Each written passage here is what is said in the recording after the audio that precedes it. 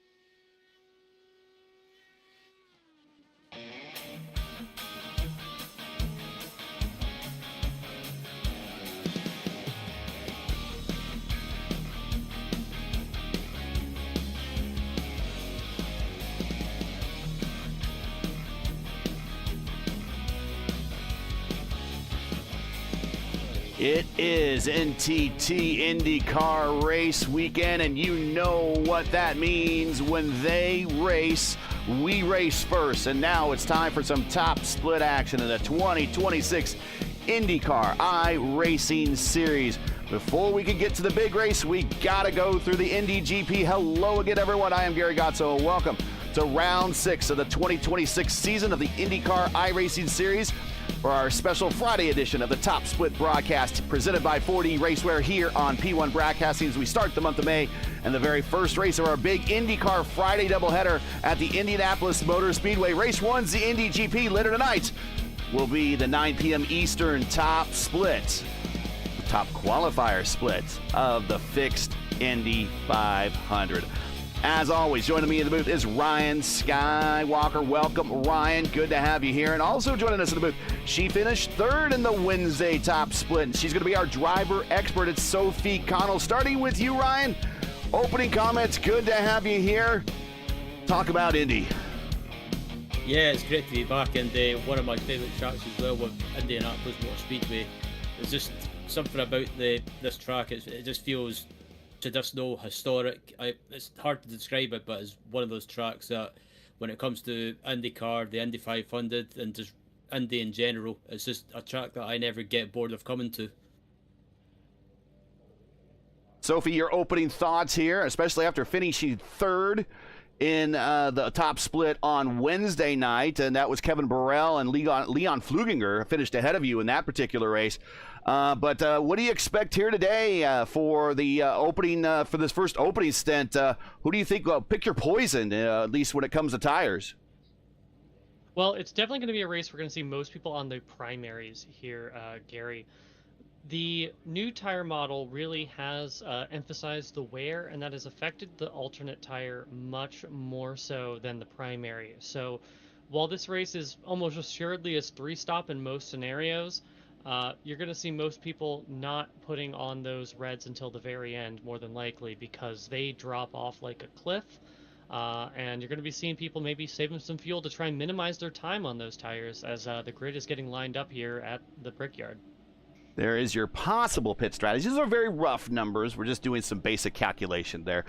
We suspect each team already has an idea of when they will be hitting pit road, but they're anywhere between a 2 and a 3, probably, as you mentioned, a 3-stop. I don't think really a 2-stop unless you're saving a ton of fuel or we get some caution time, which, again, we don't see very often here in official iRacing road course races as the pace car is getting ready to pull out. And before we get to the starting lineup, let's bring up the points. There we go. Kevin Burrell is your points leader. Christian Hilgard second. Alan Berteau third. So a lot of the FF crew all together at the top. Then we got Esteban Rodriguez, Smeaton, Ty Quilla, Sophie. There you are in 7th spot. Logan Edwards, Rosaborough, and Lucas Lodato is your top 10, and that is as of the Wednesday time slot. So you kind of vaulted yourself into the top 10 a little bit there with that P3, but it's nice to see your name on the leaderboard, isn't it? Yeah, it is very, very nice to see your name on the leaderboard, though I suspect it'll be punted right back down the order. So I'll enjoy it while it lasts. Right. Here is tonight's starting grid.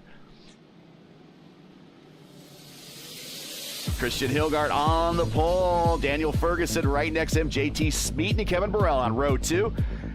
Enzo Tabani, I love that name, is on row 3. Daniel Falkingham, who was the runner-up in the Elite Racing League's P1 IndyCar Championship, he is starting in row 3. Lucas Lodato, Jarek Curry on row 4, Rashad Craig and Leander Gabrielson on row 5, Logan Edwards and PK in the lineup tonight in row 6. Nodalemi, Rafael Fallion, Ty Quilla, Clarkson, Pichatto, and Petty round out the first 9 rows. Shinab, Lal, Caleb Brashear, Lucas Hand, Pavel, I need another beer. Fabian Jaruski, he is on the outside of row 12. Green, Gustav We Are Vinborg is in the row 13, and Danny Karasima, hopefully saying these right again. I'm going to beg for your forgiveness if I'm saying your name wrong. Just let me know in the P1 Discord or the IndyCar Discord or the IndyCar Community Discord. I'll make sure to say it right the next time. But we're seeing a lot of names for the first time, so welcome. If this is your first Top Split broadcast, good to have you guys here. Good to have everyone at home watching as we are on the south end of the race course, getting ready to go green for the first of 85 laps here today at the Brickyard. One thing I want to highlight real quick here, Gary, Daniel Ferguson on second place is the only driver in that top group starting on those reds. He's going to be looking to jump Hildegard here in the early stage of this race. And we saw him in the Elite Racing League, and he was one of their better road course racers. So we expect to see a lot of good things out of the Coca-Cola NASCAR driver. Here comes Hilgard, here comes Ferguson, and Hilgard wastes no time taking off in the final set of corners, and we are green here at the Brickyard. A lot of dust as we go down the main straight. Yes, turn number 1 is going to be very tricky here. Gary, let's see if everyone gets through cleanly. Falkingham goes wide. He loses a couple spots.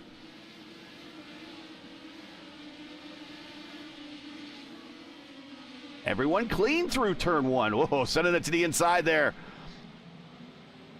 Not sure who that was. That might have been Lucas Hand on Caleb Brashear. Through the first chicane, down the Holman straight. Yes, and already Ferguson is putting Hildegard under pressure, using those softer compound red tires to really pressure the fiercely forward driver from Denmark.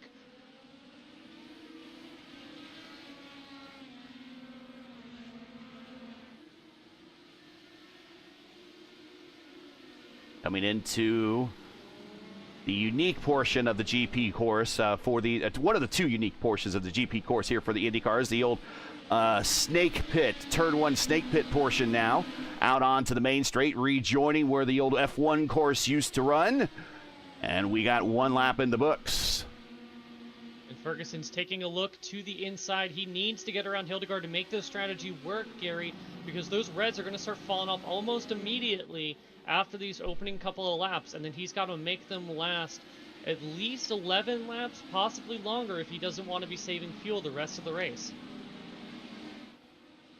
Through this fast left-right chicane. It is Ferg, it is Hilgard, it is Smeaton, Burrell, and Tabani, your top 5. In fact, those WSR eSports cars are doing pretty well. Right now, there are 3 of them in the top 6, including your leader.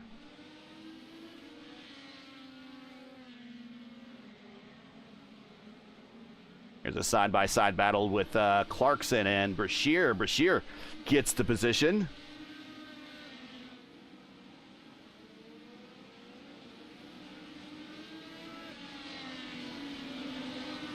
Do have a track map for you. I will bring up here momentarily. Go ahead, Sophie. Sorry, I was going to mention Falkingham's recovered from running wide in turn 1 a bit and is currently sitting in the 7th spot. Sitting 2 spots behind him is Logan Edwards. The i5G driver has also started on those red alternate tires. And so I'll be curious to see how much he makes up the grid. And then he's probably going to have to pit early, Gary. And that's kind of risky because he could come out in traffic behind some of the drivers that didn't qualify as well. And that could put him in a position where he starts losing a bunch of spots. Another thing I want to highlight here, Philip Kraus, obviously well known from his exploits in the Pro Series, had a poor qualifying and is currently residing in the 12th spot, currently working on Rashad Craig as they head down onto the on the back straight. Into the end of the Holman straight, and he passes Rashad Craig, so move Bill Kraus up 1 spot into 11th, just outside of the top 10. I suspect we will see him in one of the fixed or open 500s coming up here in the next week or so. PK, a former winner of the fixed 500 here on P1. Further up the field, currently JT Smeaton is having some pressure from Kevin Burrell, the Fiercely Forward driver / formerly Fiercely Forward group, currently pressuring Smeaton for that final step of the podium. Formerly Fiercely Forward. That is a mouthful right there. Yes, I don't believe that group has a name yet, so we can just call them Triple F. It is Ferg who just set the purple lap that time by. You saw flash at the top of your screen. Then we got Hilgard, Smeaton, Burrell, Tabani is your top 5. Lodato in 6th, and he will be shortly joined by Falkingham and Gabrielson. Logan Edwards and Curry round out the remainder of the top 10. It's hard to believe Daniel Falkingham was Rookie of the Year in the Elite Racing League IndyCar Championship, finished 2nd in the championship, won 4 races. In fact, he won their race at the Indy GP to start kind of their month at the Brickyard, month of April. That was about a month ago when we started kind of that whole campaign on the Elite Racing League. I do the races over on their channel on the Elite Racing Network. He won that race, actually using a little bit of strategy and some pace in the late going there. But he is still very much, if you can believe it, Sophie, he is still very much learning this car. He says there's a lot that he still has to learn. And the more, and we always say it here on the broadcast, iron sharpens iron, as he gets a little wheel spin there coming out of turn 3. But iron sharpens iron here, so the more he puts into this car, the more he's going to get out of it. But it's hard to believe a guy of his caliber that's doing already so well with this car is still learning. Yes, I mean, there's always something to learn in this car, Gary. I've been driving it for 2 years, and I still don't feel like I know every little detail. But it's a case of it can only go up from here. Right. I do want to highlight we had our first retirement of the race. Ty Keela has dropped from the server. I believe he had a pit start, as he put in chat that he loaded his qualifying setup by mistake. Oof. And I guess his situation got worse and he has disconnected. So tough break from Ty Keela. Yeah, and that is just to explain how iRacing works. They're like, well, why can't he just use another setup? Well, you can't load another setup in once the race starts. You kind of got to come with your race setup, and you tweak on that as it goes. You have a qualifying and a race setup. So, Sophie, he couldn't just go to the pits, and he could make some adjustments on the car, but he probably would have had the wrong gearing, had bad mileage the whole race, not the right balance, and it was probably a setup for a car that was going to be more optimal on the Reds, knowing that Reds are not really the great for the race. It's a small mistake, but he probably made the right choice because you just can't slap on a race setup mid-race. Whereas most people, like maybe in an old sim, maybe in another sim, you could have done that, but not in iRacing. No, and speaking of the Reds, Daniel Ferguson had opened up a bit of a gap, but it's starting to come down as Hildegard is reeling in Ferguson. So the battle up front is going to be heating up very soon. Let's ride with Ferguson right now as everyone's clipping that grass coming out on the main straight. Down the main straightaway, all of those shadows right now creeping over the main straight, now busting out into the sunlight, into the braking zone for turn one. Everyone will kind of clip that curve to the inside. This is still part of the original course that Formula One when they raced here, raced on. It's still on now. You're going to see real quick, right before they get to the chicane here on the left, you see that right portion there? That is where the Formula One course picks up, and now the portion that you see on the right again, that is where it picked back up. And now they go down the Holman Straits, just behind the Hall of Fame Museum and the Infield Care Center at the Brickyard. And we learned today when we were watching practice from the Brickyard for the real Indy GP, Sophie and Ryan, I don't know if you saw this as well, they actually added to these curbs here because they've been seeing some drivers in the past being a little bit more, I guess, liberally aggressive with the curbs, and that's not the intent that IndyCar really wanted. So they kind of built up some of the curbs that you're not going to see here in the sim, but if you watch the real qualifying that's getting ready to take place right now, please, no spoilers, you will notice that the curbs are a little bit more aggressive on the real course than they are here. Yes, and one of the things I want to highlight again, Hildegard is now within a few tenths of Ferguson. Those Reds are going away for the driver of the number one machine. A thing that I do want to highlight, if he does come down the pit road, Gary, in the race, this particular race has a high track usage. The track is already not as grippy as you would expect, but also as the track gets cooler, that's going to change the handling profile of these cars. If you have the balance too far forward here, which is something that's tempting to do, given how many slow corners there are, you might think that you want to crank more front wing into it. What might end up happening is you destroy the balance of the car. The balance goes away from you, so be curious to see if drivers make adjustments over those pit stops. And just a reminder, this is an open setup race, so these are open setups developed by the teams, the driver, and sometimes you can buy them from the setup shops. The 2.43 mile, 14 turn infield combined road course. IndyCar measures the place at 4.39 miles. We're doing 85 laps, just over 205 iRacing miles today. No fast repair, unlimited tires, but you must swap compounds. Here comes Christian Hildegard to the inside down the main street to get that spot back, and he clears them going well into one. He clears them by a lot. Yeah, I suspect Ferguson realized that he was going to lose more fighting that than just letting Hildegard go. He can maybe use the draft to help pull himself down these straightaways to keep up with Hildegard.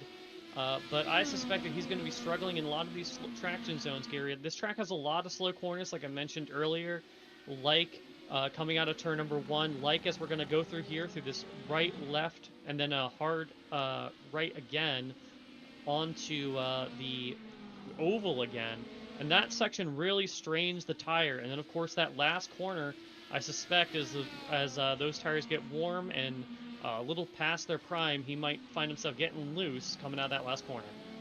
Those brake rotors are already starting to glow as we see Christian Hildegard is the leader now. We go back, we're going to see a bit of a battle forming up here behind Logan Edwards. Bit of a train. It's Edwards, Lodato, Kraus, Curry, Craig. Wow, that's a mouthful for me. But this is all a bit of a, we don't have DRS here. This is push to pass. But it's kind of looking like a bit of a DRS train. We've got a lot of cars in close proximity. I don't know if Logan, he slides through turn one. He's going to open up the outside, and he just kind of has the roll out of it. And there goes Lodato. There goes Kraus. They pick up an easy position over Logan Edwards, who just blew turn 1 under braking. And again, that might be a sign. Let's go back to you on this one, Sophie. That might be a sign of those red tires going away. Oh, yeah, that is certainly a sign of it. We are working lap 10, Gary. I only ran 11 laps on these in my run on Wednesday for a reason, and it looks just like the rear was locking up a little bit for Edwards as he was really pushing the braking zone, trying to make sure that Kraus and Lodato stayed behind him. And it looks like Kraus has already gotten around Lodato, so Kraus already making up for that unfortunate, uncharacteristic showing in qualifying. Do you guys read the chat? Yes, we do read the chat. When I get a chance to take a look at the chat. The most important thing is the action on the racetrack, but I do try to look at chat. So if you have a question for one of us, feel free to ask away. Looking at this battle here, Logan Edwards and Curry. Edwards takes a peek to the outside of Lodato as PK moves away in 8th. Takes a peek to the inside. Edwards not going to be able to get that pass, and I was kind of leading up to it a little bit. I thought if they got around Edwards, that whole group would leave him, and right now they are starting to do that as Jared Curry tries to take the next stab at Logan Edwards as they go through the chicane into the Holman Straight. And a hot battle I wanted to highlight that we missed while that chaos was happening there. JT Smeaton has been overtaken by Kevin Burrell, and there was a little bang there between the two of them. No damage between the two of them, but move the general, Kevin Burrell, up to the 3rd place position. And Ferguson, I believe, is fallen down the order. He finds himself now in 5th. Let's go back and watch this pass that this goes back a couple of laps in front of it. There we see that it happened kind of right in front of him. Smeaton got a little loose, and they go down the main straight, and oh gosh, yeah, Berg kind of had to lift there a little bit on exit, and that allows Kevin on by. Kevin goes 2 for 1, and there's your wheel bagging. Yes, and that was very much a 2 for 1 pass. Ferguson really feeling the pain here. He's going to go, and he's currently working lap 12, so if he wants to, he can run these tires maybe 13 laps and then save some fuel, Gary, and maybe be in a position where he's on them for not as long, but the problem is if he doesn't want to save fuel, then he needs to run it for even longer. There is a trade-off with the saving of fuel. You might need to run a different fuel map, not have as much power, and you'll certainly need to lift and coast, but it's doable. Obviously, I did it, but it can cost you some time. So we'll see what Ferguson does. It looks like he's going to take another bite at the apple and continue on those reds despite the ground he's losing. And let's get a little inside baseball. You heard some phrases there. An engine mapping. These are open setup cars, and even in the fixed setup cars, you do have the ability in the R18 in iRacing to adjust the fuel flow and the fuel map or the engine map to your car, so you could burn more fuel or less fuel to try to save. You can also, with 2 settings, setting 6 and setting 7, that helps control, kind of throttle control. It's kind of on a bit of a different curve on 6 and 7 for your acceleration curve. But 1 through 5 are basically the main racing maps. 1 is full rich. 5 is basically racing save. You can go to engine map 8, and that is typically under caution, but sometimes people could run that under race conditions for a full emergency save, and those are your engine maps on these cars. It's 1 through 8, and that is a button that you can map either to your wheel or a dial or something that you could change from one of your black boxes. Yes, and there is a battle heating up for second. Kevin Burrell still has not shaken JT Smeaton just yet. And then just behind him is the Frenchman of Enzo Tabani. So we're eating good when it comes to watching on-track battles.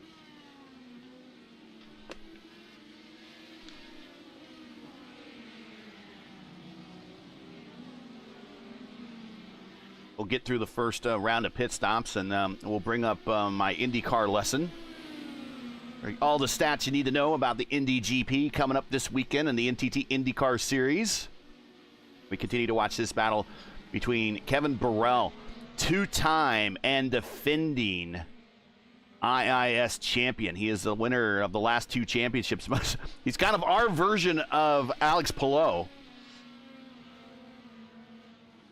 But he does it with great consistency, Kevin Burrell. He is an American, but he joins us a lot of times from Japan. And he is kind of riding an unmarked car for the first time in a while. They are ships in the stream without a paddle right now when looking for a team. Him, Hilgard, and some other members of the ex-Fiercely Forward squad. But Burrell is your 2-time defending series champion.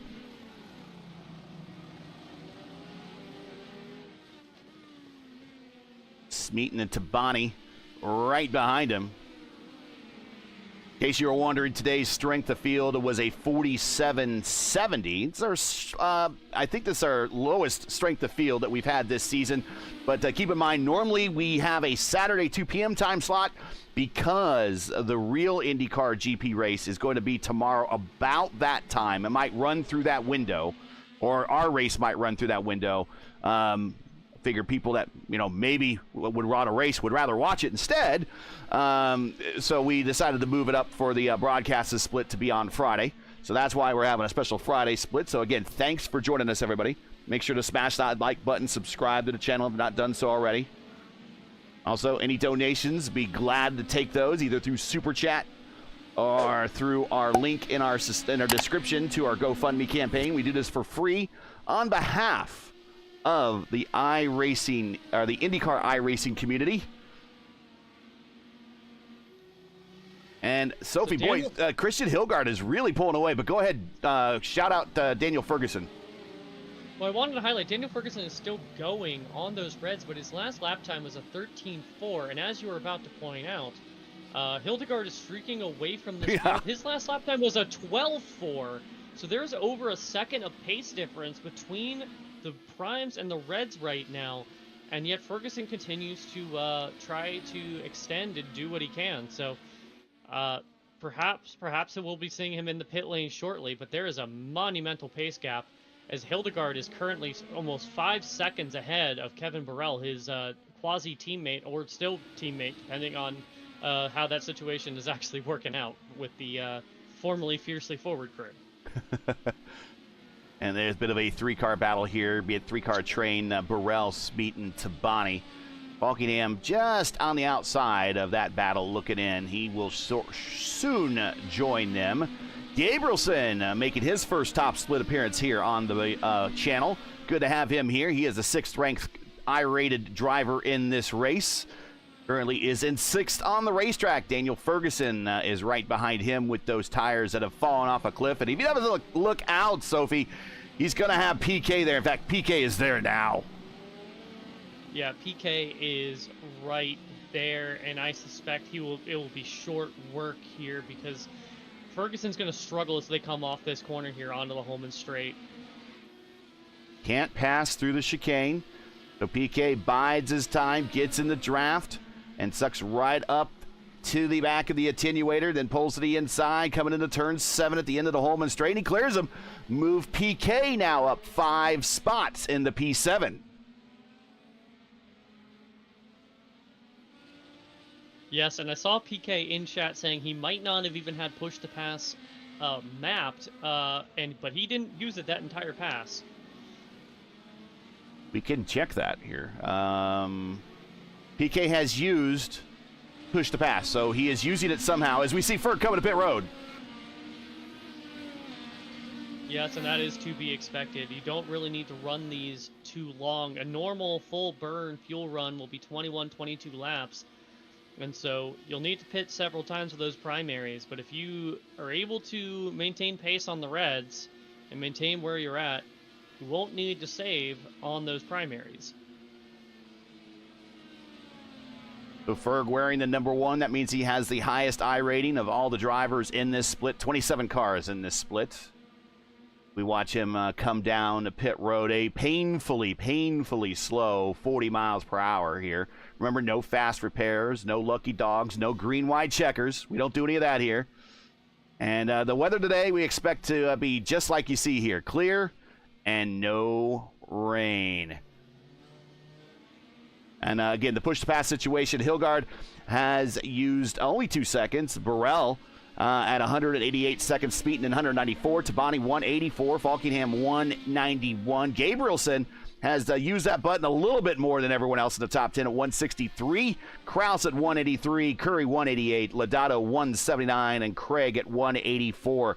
And remember, this is just like in real IndyCar. You use the button. This is not using the hybrid. This is using push-to-pass as a momentary burst of horsepower. That's going to use up more fuel. You can use it to push to attack or push to defend. Either way, so it's not necessarily push to pass. And you have 200 seconds of it. Once you use your 200 seconds, that's it. You can't use it, but you can still use the hybrid. Yes, and Logan Edwards also on pit lane in the Team I5G car, getting off his red tires. So he's looking to get off of those. Ferguson came out well down the order, and so hopefully with the way that the pit strategy is going to cycle out here, Gary, that hopefully he gets clean track, because he's going to have to deal with otherwise the likes of Gustav Vingbong and Jason Green as he tries to claw back some of what he lost on those old Reds. And already lapping traffic is Hilgard right now as he got around Charisma. Hopefully I'm going to say that right. Danny Charisma in 25th position. Next up is Logan Edwards, who just got off a pit road with a new set of tires.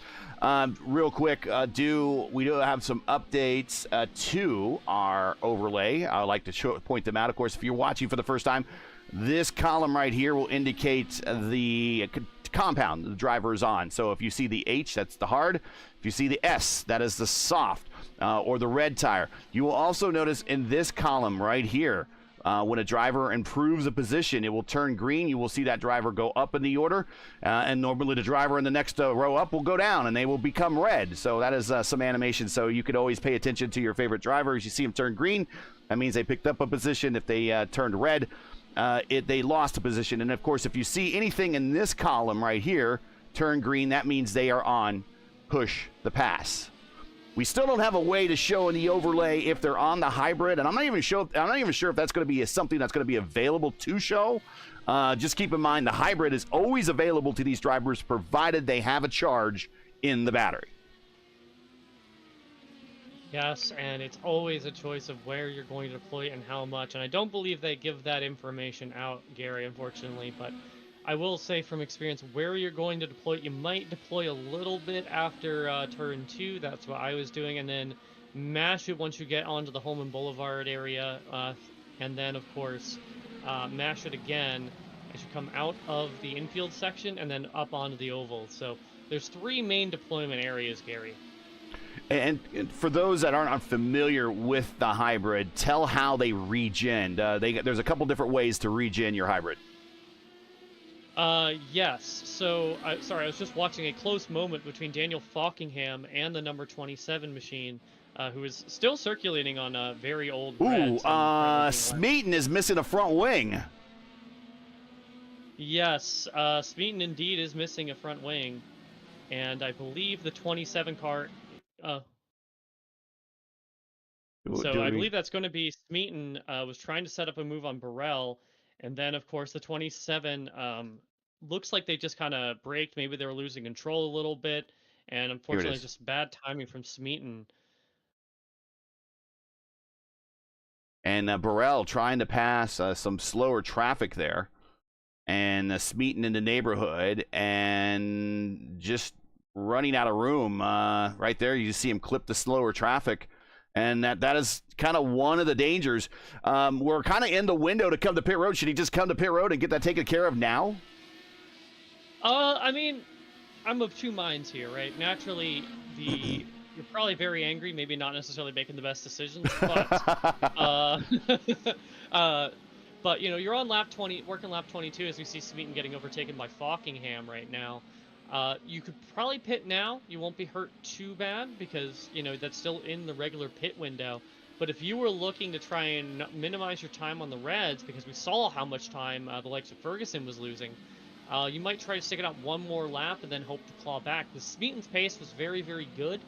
There's a good chance he can work his way back. We'll see what he does here. As in fact, it's going to be the number 6 machine pulling off pit lane to pit, but Smeaton's going to stay out. Kraus coming to pit road as well. The former Pro Series driver finished runner-up in the initial Pro Series championship. He's on pit road along with Gabrielson. But we do expect all the leaders to start coming to pit road here very shortly.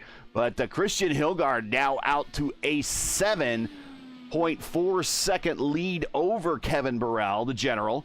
Right behind the general is Enzo Tabani, who has worked his way up into third. He's improved 2 spots. Daniel Falkingham now in fourth. And JT Smeaton with a bit of a one-winged angel going on right now, missing that left front wing plane. He is kind of hemorrhaging time and speed at the moment, but he's staying out there. We expect him to cut the pit road, but he is currently in 5th as pit stops are now underway for a bulk of these leaders. Yes, pit stop certainly underway here. Kevin Burrell currently behind Lucas Hand, who has already made his pit stop. And Burrell is going to go another lap. So he's going to go to lap 24, which is something that you can do. And I suspect that Kevin's doing that to minimize his time on the reds, because that seems to be the play, given how we saw what happened with Ferguson, what happened with Logan Edwards.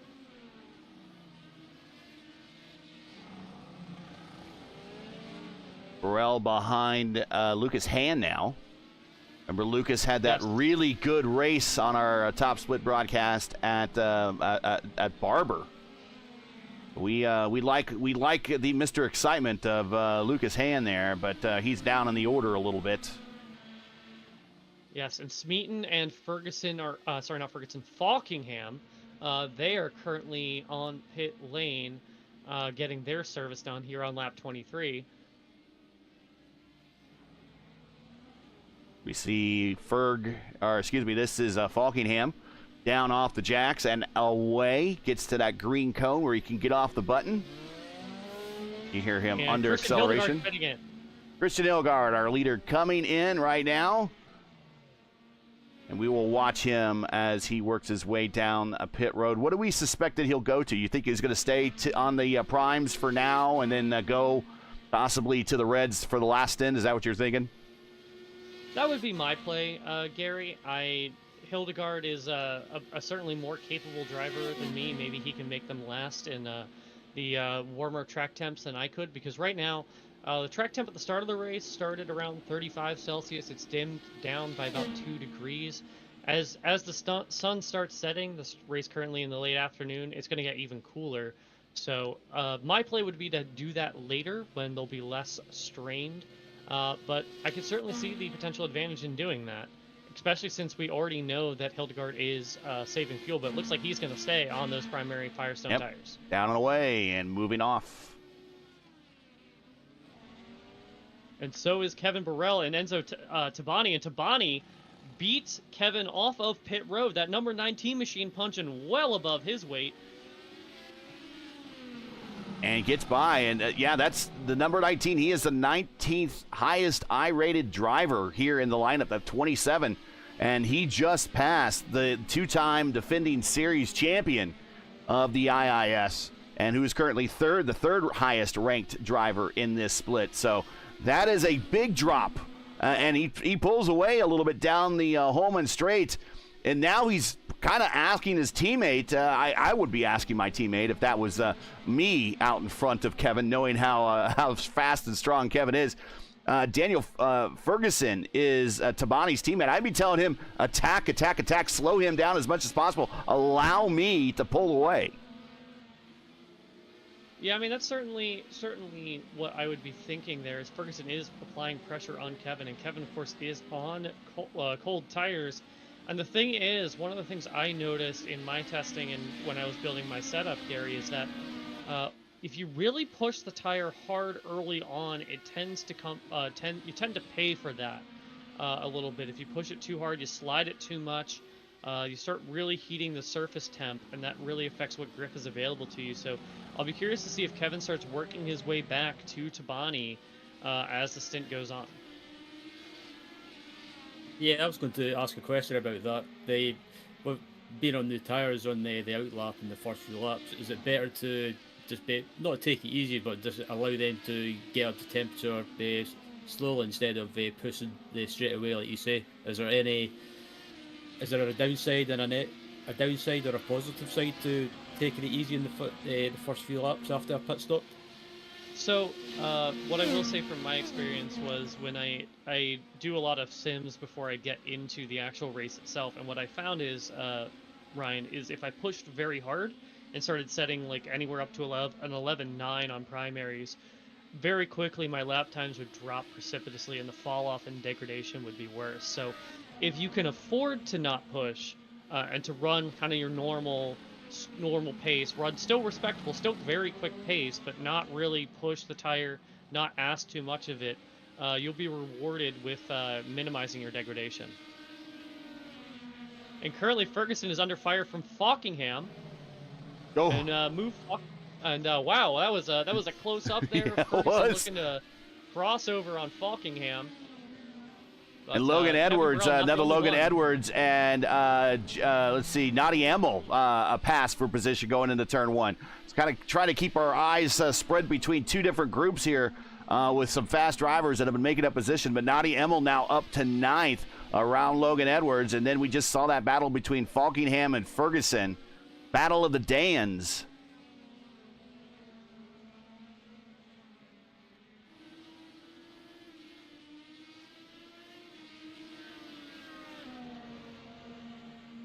And one of the things I want to highlight real quick here, Christian Hildegard, his last lap time of 11.7. Enzo Tabani ran an 11.4. Tabani is really on it right now, trying to reel in Christian Hildegard. If you enjoy P1's coverage of the IndyCar iRacing Series special Friday edition of the Top Split and you respect the stream, please do us a solid. Make sure you support us by subscribing. And while you're at it, don't forget to smash like and click the bell so you don't miss out on future P1 iRacing broadcasts, including later tonight, 9 p.m. Eastern Time, right here on P1. And we will be simulcasted over on the official iRacing YouTube channel.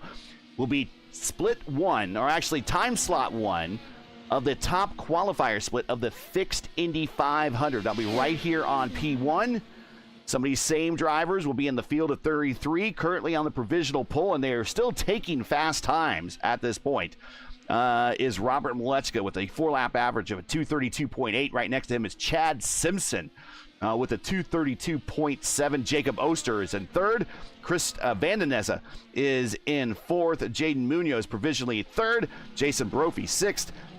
Thomas Simon, in row 4, along with Peter Berryman that we've seen win here before at this course. And then Lucas Prada and Brendan Lichtenberg rounding out positions 9 and 10 for the first 5 rows. Those are your fastest 10 qualifiers right now for the fixed Indy 500. So see them and many more later tonight at 9 p.m. Eastern Time right here on P1 and also on the iRacing YouTube channels. Yes, and Kevin Burrell is slowly creeping to the back of Enzo Tabani. Enzo's last lap there was a 1:12.6. Kevin Burrell 1:12.1. So Tabani was really putting down some really hard laps early on there, and it seems like he is already starting to feel some of that degradation compared to others, because he was faster than Hildegard until very recently. Hildegard still setting high 11s, low 12s. Whereas Tabani really seems to not be as well adjusted to the current state of his Firestone tires compared to the Fiercely Forward machines. While we have a little time, school is in session. Here are your track facts here from the Indy GP. The IndyCar Series is raced here at the Indianapolis Motor Speedway Road Course 17 times, starting in 2014, and at least once a year, every year, including sometimes twice a year. The spring Indy GP date tends to be the official start of the month of May for all the festivities leading up to the Indianapolis 500 later in the month. Track record is still held by Will Power. That should be the shock of nobody. The guy has every pole position record in the series all time. Your all-time wins leaders here, Power with 5, Pagano and Palou with 3, Dixon with 2, Newgarden and VK Herta and Rossi with 1, and of course, your defending winner here from a year ago is Alex Palou, and he has won 3 of the last 4. And frankly, guys, I don't know what you think of what's going to happen here for qualifying. Qualifying is currently underway right now at the Brickyard for the Indy GP. I don't see anything really derailing Alex. Ryan, what have you seen? Have you watched any of the practice? And then Sophie, what have you seen? I know the Rahal guys seem pretty good in practice. I haven't watched any practice so far today. I think going by the season so far, I think it would be hard to look past Alex Palou just because he's one of those drivers that once he starts winning and going on a roll, he's just so hard to stop. But I don't know. I think if I was to pick a winner for tomorrow's race, at Indy, I think obviously you would probably want to say Palou, but I'm going to go with my hero, Scott Dixon. Attaboy. I like that one too. That's just another win closer to AJ. What do you think, Sophie? You've watched any of the practice leading up to qualifying later today? Fortunately, I was working, Gary, so I didn't get much of a chance to take a look. But I do feel like Alex Palou is always a safe bet. I do feel like the Rahal cars have been very good there. I do in the past. I do believe Devlin DeFrancesco had a very surprising qualifying there when he raced for them. Do you remember when he full sent on the outside and led the opening laps a couple years ago? Exactly. That was exactly what I was thinking of, Gary. Speaking of full sending it, Kevin Burrell is looking to get close to a full send here on Tabani. Tabani, again, pace seems to be falling off a little bit compared to the legs of Burrell and Hildegard. Hildegard's holding steady in the low 12s. So Tabani under fire from Kevin Burrell. Yeah, Mick Schumacher had a good practice session today. They were talking a lot about how when his dad won the pole here, and they were comparing times, but they tend to forget, and I think they remembered halfway through that the Formula One course is slightly different than the course that the Indy cars are running here.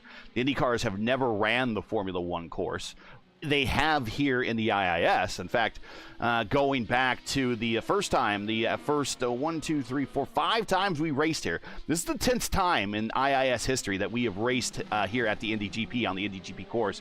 But for the first 5 times, it was all on the F1 course, and they were talking about how Mick was hanging very tough and close to his dad's times. And I'm like, yeah, but that was kind of on an entirely different type of course. And of course, remember Ralph, Mick's uncle, had that huge shunt in turn 1 the year of basically the race that ended up killing the USGP at the Brickyard going forward, when the tire manufacturer said, well, we're not going to run that race, and they pulled everyone except for the Bridgestone guys off the grid.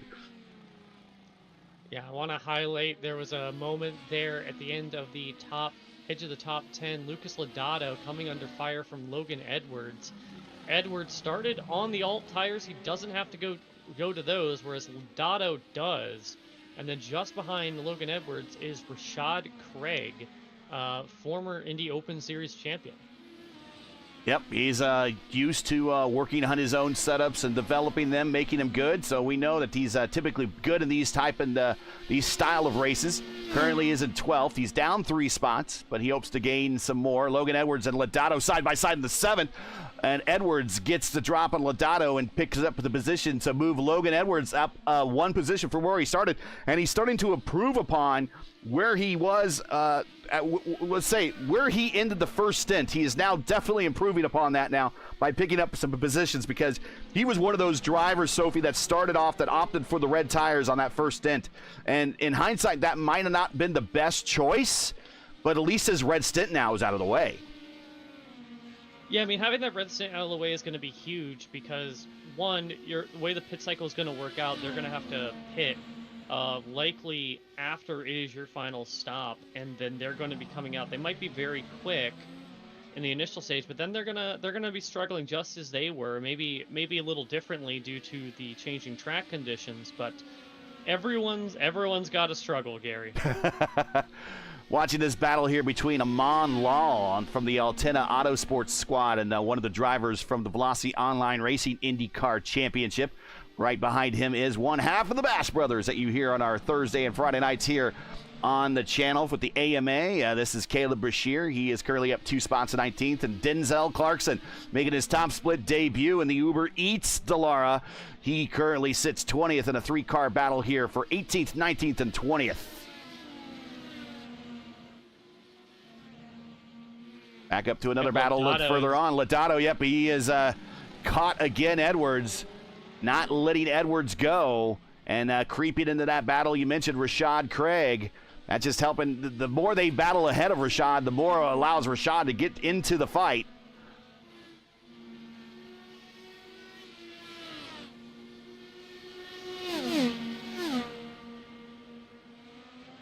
Smeaton with the new wing has caught Kraus. This is something you don't see very often, is Kraus under attack. Normally it's Kraus doing the attacking.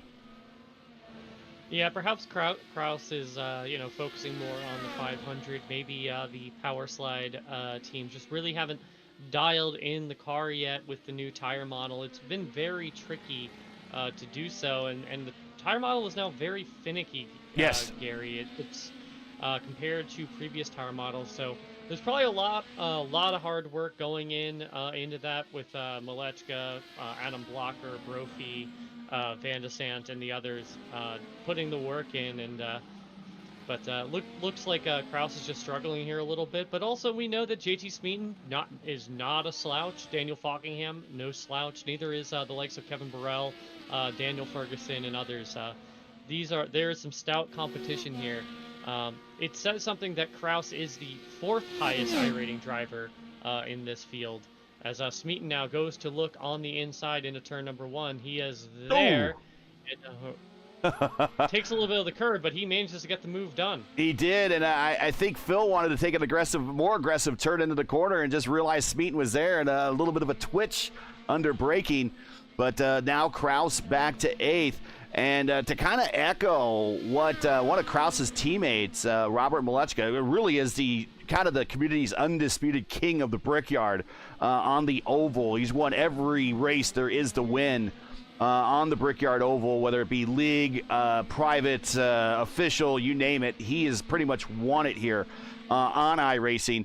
He's also the kind of the community rep to iRacing for the Indy Oval Series that you see Tuesday nights before Jacob and Sophie take over for the Indy Next Series Oval Series on Tuesday nights.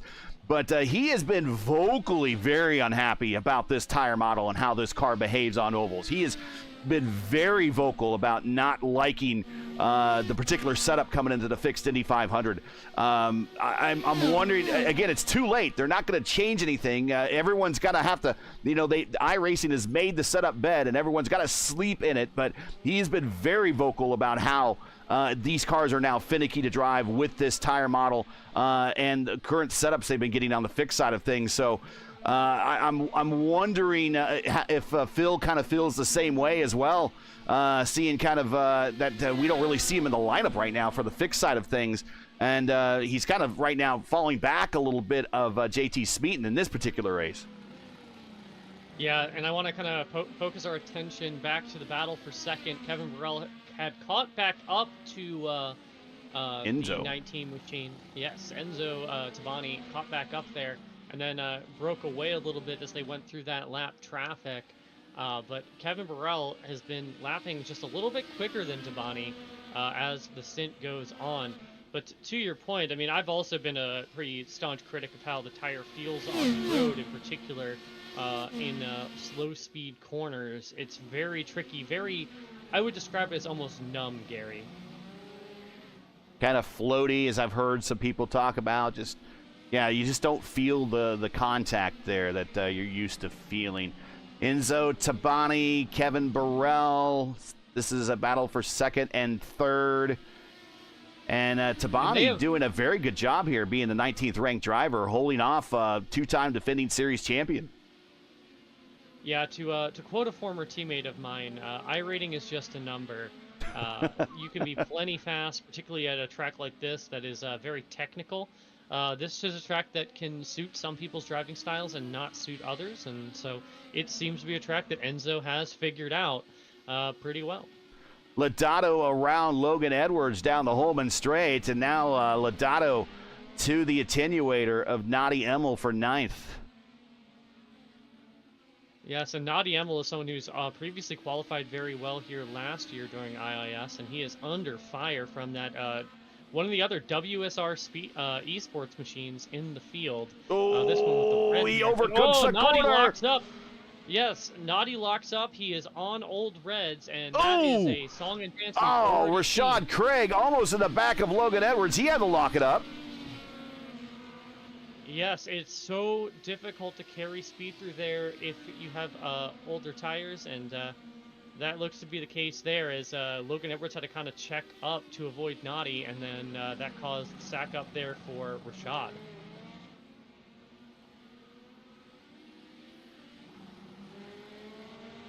And this battle for second now has all of a sudden become a three-way battle. It's Tabani, Burrell, and Ferguson. So Burrell kind of the meat in a WSR eSports sandwich right now.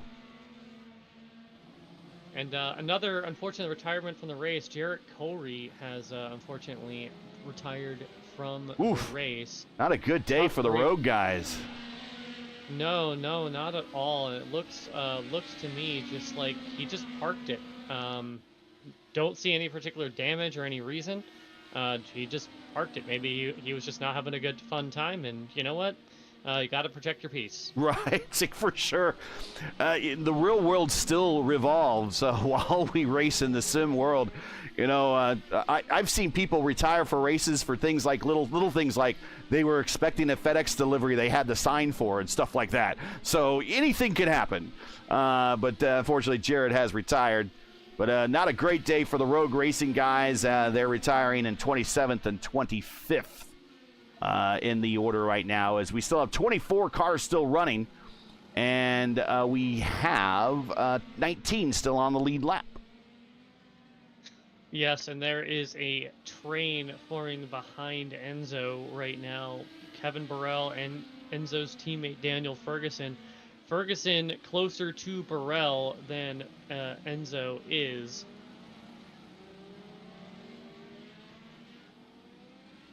And they got a lot of lap traffic ahead of him, and it looks like Ferg is going to try to undercut him. He just comes to comes to pit road now. Well, keep in mind, he did pit early. I believe he pit on lap number 17. Yes, 17 Gary. last time. Yep. So he has gone 23 laps. That is a standard full push stint. So that is a planned pit stop for Ferguson. I don't believe he is intentionally trying to undercut, given how long he ran those reds. So he'll be coming out, and I suspect that we will see Tabani in within a handful of laps, and then Burrell went 24 laps, as well as Tabani, yes, because Tabani got the position on pit lane, if I recall. Yes. And they're around a lot of lap cars, so they might just come to pit road early and just to avoid having to race these lap cars. And they got around one of them. Yeah, that was Fabian Jaruski of Germany that they just lapped there, and now they're currently behind Danny Quaresma in the Robin Hood Velo machine.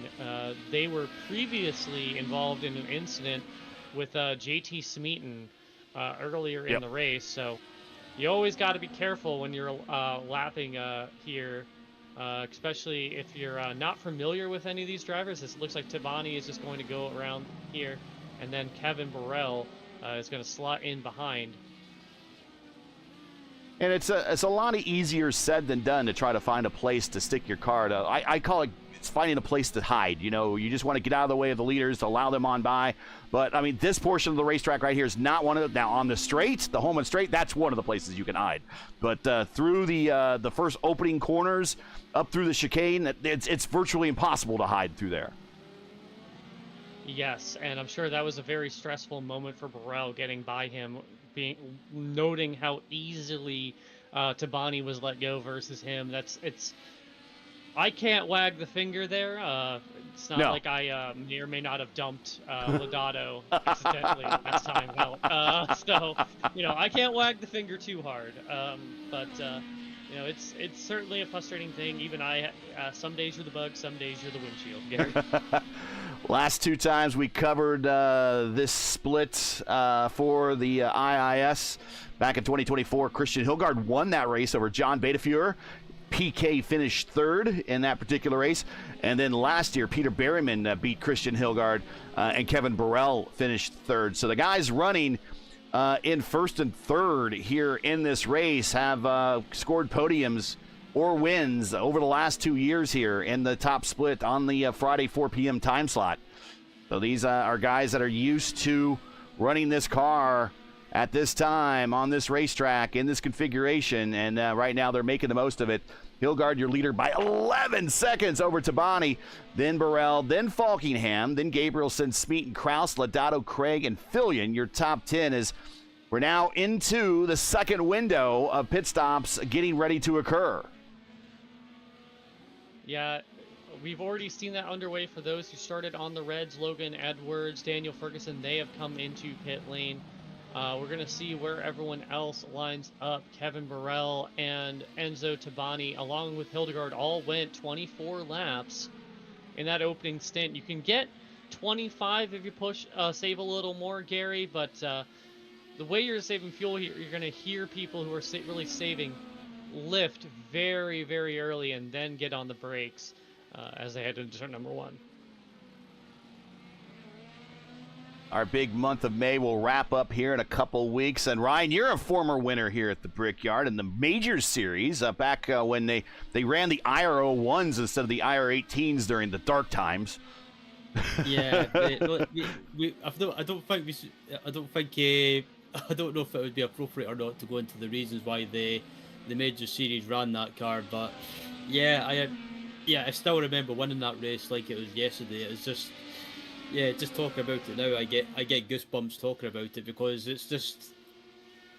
First of all, I never expected to win a big race such as that around the Indianapolis. The Indy 500 is one of my favourite races in real life, and also the virtual world as well. And yeah, I won the Major Series Indy 500, and what's made it even better was I got a replica milk bottle as a prize. So nice.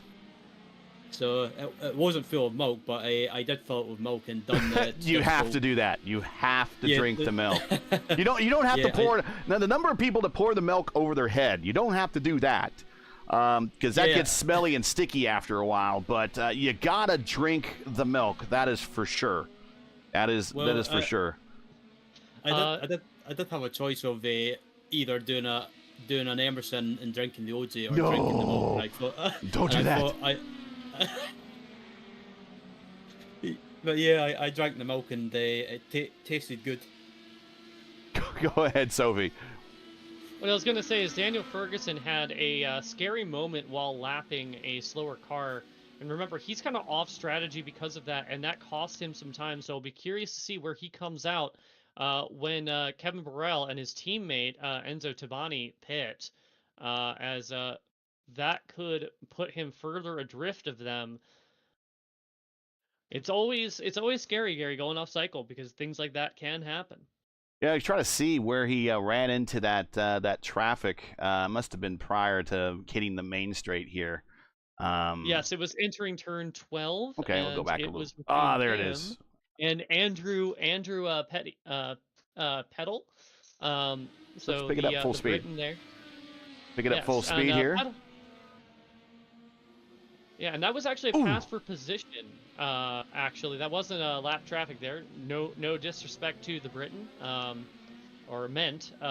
But yeah, that was a scary moment there, and certainly going to hinder his progress. Yeah, that's not where he tried to pass him right there in the short chute. If that was the old Formula One course, you could get down in there and you would be racing all the way around oval turn 1 down into road course turn 1. But with the infield portion now that they added into the turn 1 infield there, that position that Petty took there, kind of defending to the inside, that almost made a moment there, and especially coming on and off. That even though that it doesn't look like it, there's a little bit of banking there still. That they're coming off of off the flat portion onto the main race course of the oval, and he caught him right there at an odd spot. So good call. We just showed everybody that. But I wanted to do a segue there, because the next time you're going to be seeing us is here in 2 weeks, May 23rd, 2026. We'll be back at our normal Saturday 2 p.m. time slot for the last official iRacing Indy race of the sim season before the biggest race of them all, the 110th running of the Indianapolis 500-mile race. Join us for the 8th running of the IndyCar iRacing Series Indianapolis 500K. There you go. That's 2 p.m. Saturday before the big 500. So the day before, we will have our top split race, and it's a 500K race, so we're not going to do another 500-mile race. It's just 125 laps. And actually, the way it works out is it's not even the longest race of the year for these drivers. When we get the Gateway, that's our longest race of the year.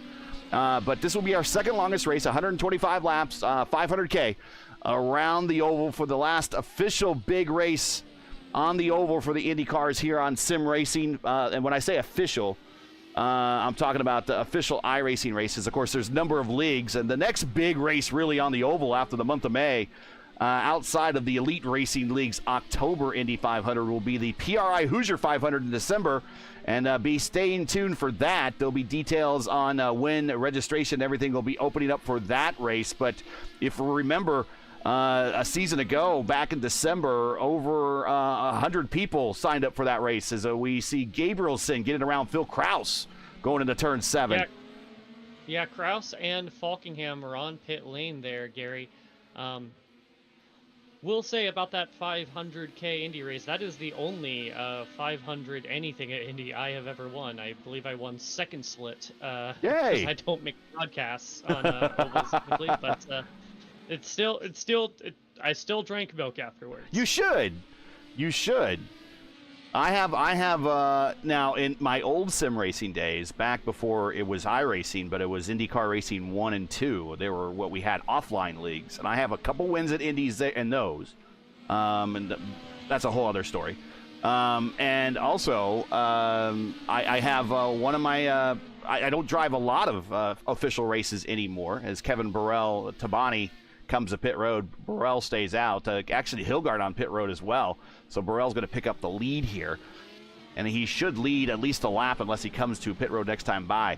I don't have a lot of official races in iRacing, but I have like maybe 5 in the IndyCar. A lot of my races are in league competition, like at the Lionheart or Velocity Online Racing, Dark Horse, those leagues. But one of my official wins actually came here. My very first official start in iRacing was a win here at the Brickyard. Well, 1 win, 1 start.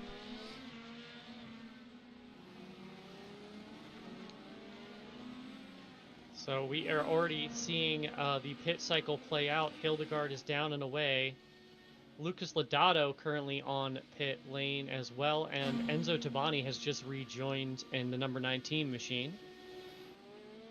He's back up to speed, and it's got to be a little ginger until those tires come up to temp. Here is your latest on the weather situation. Track temp 87, so it's not a very hot temperature out there on the tarmac. 79 and clear. Yes, and now Kevin Burrell is on pit lane. To give you an idea of how long that pit lane is, Tabani was exiting the pit lane while Burrell was just cleared was going through the infield section, coming around back up onto the oval. So it's a very long pit lane, Gary, and trying to minimize how much time you're on it is critical to success here. Yeah, it looks like a lot of the deltas for a lot of these drivers we're seeing in the neighborhood of 53 to 54 seconds being on pit road. So anything you could do to shave some time off, that is kind of what they're out there to do. But it seems like 52.9 seems to be about the shortest we've seen anybody on pit road. So if you come to pit road, you're pretty much committing yourself to about a minute of being at a near standstill. Here's a battle between Burrell and Tabani coming off of pit road. Yeah, Tabani just really couldn't get the positioning there to get the move here, but I suspect he will probably get the move down on Holman Boulevard here because he's got hot tires. Burrell's got cold ones. You can't really push too hard through the chicane unless you want to get real intimate with that tire wall, Gary. We've seen people shoot across that before, but he's going to defend well down the straightaway, and he's going to hold on to the position. And after a couple more corners, those temperatures on those tires are going to be up to temp, and they're going to be up to peak performance or getting close to peak performance. So it's running out of time for Tabani to get it back, but it's interesting. Tabani got him the first time, but Burrell managed to undercut him this time and overcut him. He stayed out longer and got the position back. Yeah, and the thing about that, Gary, is that means less time on those reds that we've seen don't really last and fall off a cliff. But also, in his last pit stop that he's going to have to do, Gary, that's one less lap of fuel that he's got to put in the car. That's 2 liters less of fuel. It doesn't seem like a lot, but it can make the difference, just those fractions of a second. Yeah, you got to think about how painfully slow the fuel flow is for these cars.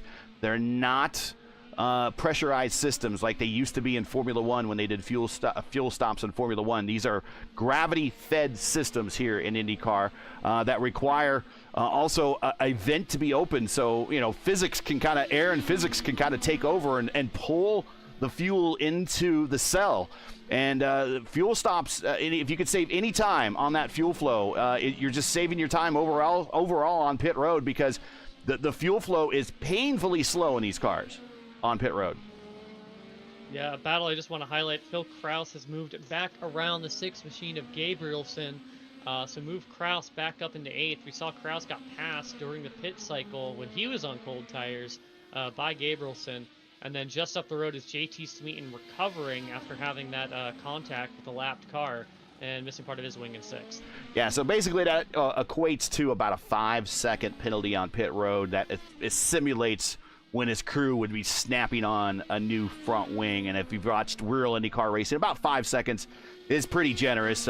Again, it's 2 or 3 quick release screws, and then you take the old nose off, slap the new nose on. Hopefully everything's set aero-wise on it, identical to the old nose.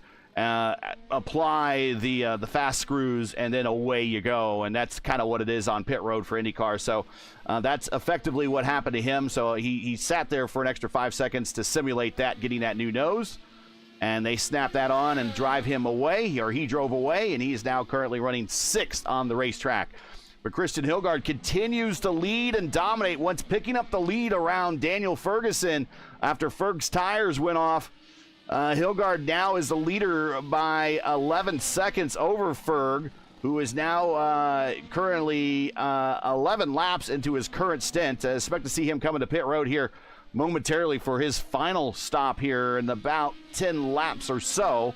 Kevin Burrell 3rd. He will pick up 2nd. He doesn't necessarily have to run down Ferg if he does not want to. He will inherit the position. Enzo Tabani in 4th. Falkingham very quietly has been in the top 10 all day today. The Elite Racing League Rookie of the Year in the Oreo car. He has been hanging out in the top 5 all day today. Smeaton in 6th. Phil Krause in 7th. Gabrielson making his top split appearance here in 8th. Lucas Lodato in 9th. And Rashad Craig, the former Open Series champion, in 10th. Yeah, and I just want to highlight, I actually do think Kevin will probably want to hunt down Ferguson here, because remember, Ferguson's going to be going to primary tires. He's already eaten his vegetables, to use a metaphor there. He's already had to eat the time loss of those worn out reds, and Kevin has to do that. Now, Kevin's not going to have to do it for as long, but if he can get as close to Ferguson as possible, who really undercut them with that strategy there, then that kind of aids his cause when it comes to maintaining that second place position, but he's still got to keep his mirror, watching his mirrors with the number 19 machine of Enzo Tabani. Get those vegetables out of the way and get the rocket pops when you're ready to go fast. If you're just joining us, you're watching coverage of round 6 of 17 of the IndyCar iRacing Series Saturday Top Split, actually a special Friday edition, presented by 4D Racewear, coming to you from the INDY GP course. We've now completed 54 of 85 laps. If you're enjoying today's coverage, I'd like to monetarily support our commentary team. Make sure you donate via our GoFundMe link. You can also send us super chats in YouTube. Today's coverage is also brought to you by 4D Racewear. Check out their line of made-for-sim racing gloves, shoes, and apparel. Visit them today at 4dracewear.com or click on this link in the stream description. And both these folks we got in the booth here, Sophie and Ryan, can tell you firsthand, whether you're on the oval at the Brickyard or you're on the road course, a good set of gloves to help protect your wheel and your hands is a great investment, even in sim racing. So check out 4D Racewear and their line of sim racing gloves. You won't be disappointed. 4dracewear.com. Their link is in the description, and check them out. They are the sponsors, the presenting sponsors of the IIS this season here on P1. Back to the action at hand, lap 55 of 85 as we are winding down into the final stint here for our opening race of our doubleheader Friday. We're going to start off with the Indy GP, and then tonight, it's a day-night doubleheader as we go tonight at 9 p.m. Eastern Time here and also on the iRacing YouTube channel and a lot of their socials as well. Will be time slot number 1, 9 p.m. Eastern of the fixed Indy 500. It is that time of the year, and currently still provisionally on the pole is King Robert with a speed of 232.8. for his 4-lap average. These cars, since the latest update, have more power to them, so the speed averages are up this year. But also, with the speed averages being up, I think it kind of comes down a little bit what you were talking about earlier, Sophie, that with the speeds being up, though, and this tire model being a little off, and the car feels kind of detached, it really makes navigating these turns, and each one of these turns here on the oval are identical, supposedly, but they don't drive identical, and you're heading now into these turns on a slightly different tire model, a setup that, and the fixed side of things, that really doesn't agree with everybody, and you're coming into these turns even faster than before. No wonder these cars feel wonky. Yeah, and of course you have more power. That definitely puts more strain on the rear tires.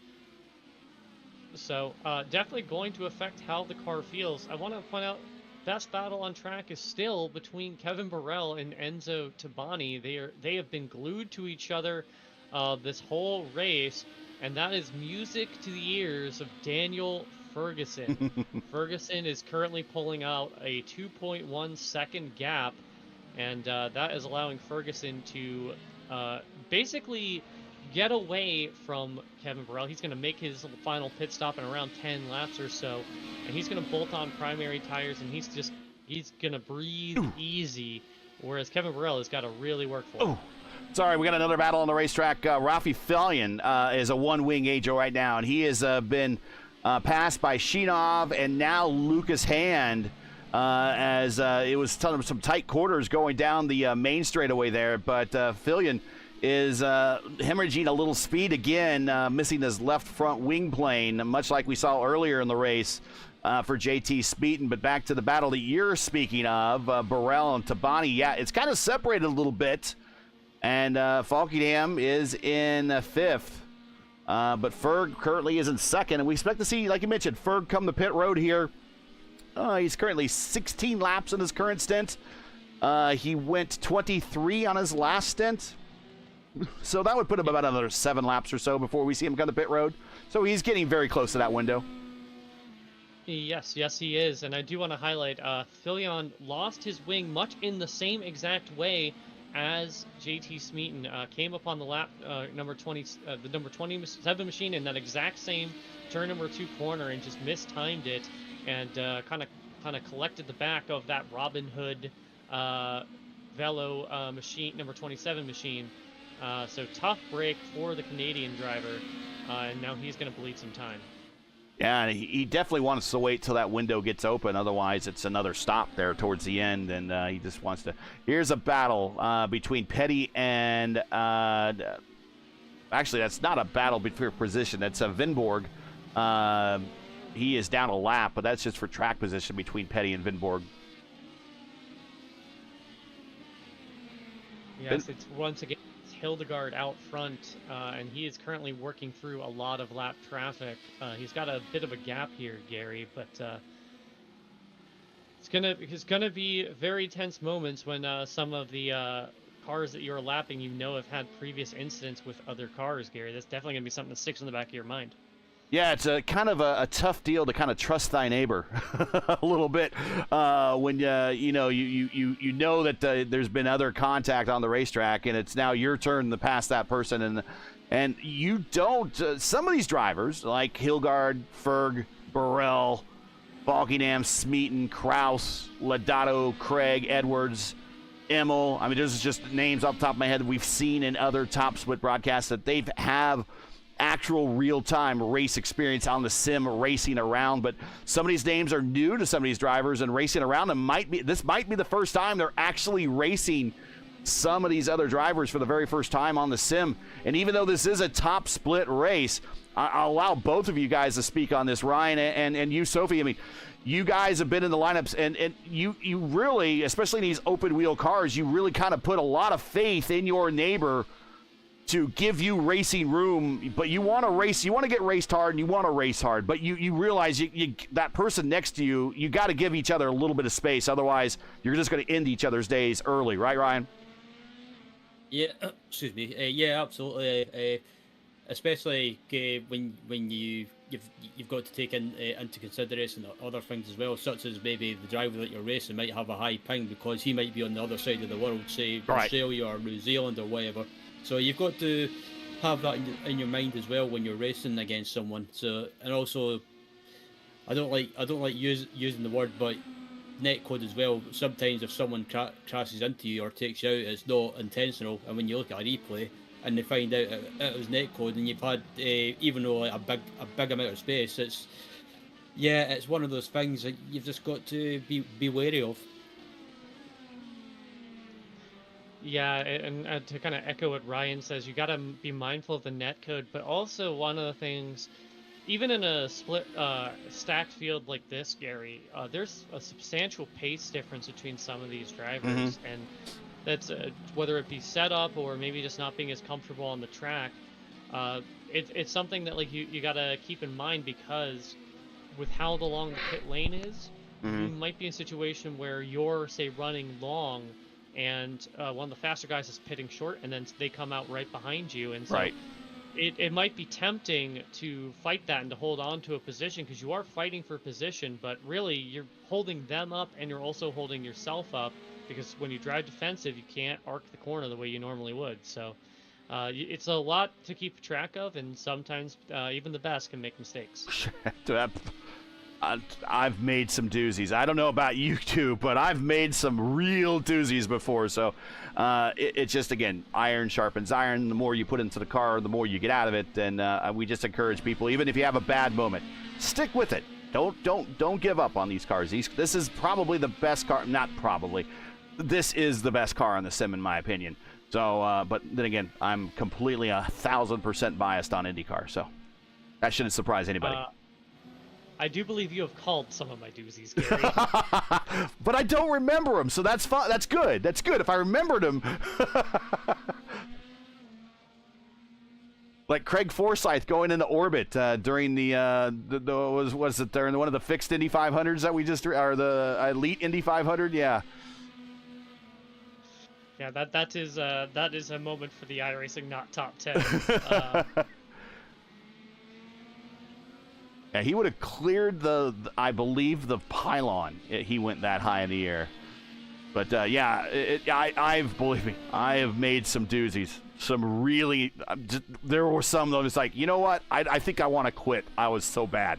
But no, you just got to stick with it, or find another role to be a broadcaster where you can just use your expertise on IndyCar, but you don't have to actually turn the wheel. Or as the meme goes, "Por qué no las dos?" And you can be like me. Hilgard coming up too. That is Rafi Fillion with the one-wing Angel right now. So That's going to be Hilgard's going to be cognizant of that. I don't know if he knows that or not, but he knows he is gaining on a lap traffic. You don't know if he's lap traffic is injured or not. Now, some of these drivers will have guys working on the booth or working on the stand for him. I don't know if he maybe has someone, but if he does have an extra set of eyes, maybe he can pass that information on. But go ahead, Sophie. Oh, that was actually about what I was going to say. Knowing a team as large as the, now formerly Fiercely Forward crew, as Fillion just lets him go. He knows he's damaged. He knows that's the leader. There was little point in fighting that, and Fillion lets him go. Tip of the hat to him. But on a team as large as that, or like a power slide, they certainly have someone in the booth watching on track, giving monitoring lap times and all of that, Gary. And that's really crucial information. It kind of takes a lot of the mental load off of the driver to do your strategy and everything. Yeah. To have someone up on. Yeah, there is no. In fact, it's encouraged in the sim. You could give somebody a spotter password, and they can help you work the box, so to speak. And Spider-Man's Peter Parker's friend. He wants to be the guy behind the guy at the desk, right? The guy behind the keyboard. That a lot of these drivers, Ferguson, I'm sure the WSR eSports team has those guys. Team I5G, I know has those guys. Fiercely Forward probably has those guys. But just extra team members that are running and crunching those numbers to help take that load off your brain. So all you have to do is focus on hitting your marks and making sure you're doing what it is you need to do to finish this race, and that's drive the car.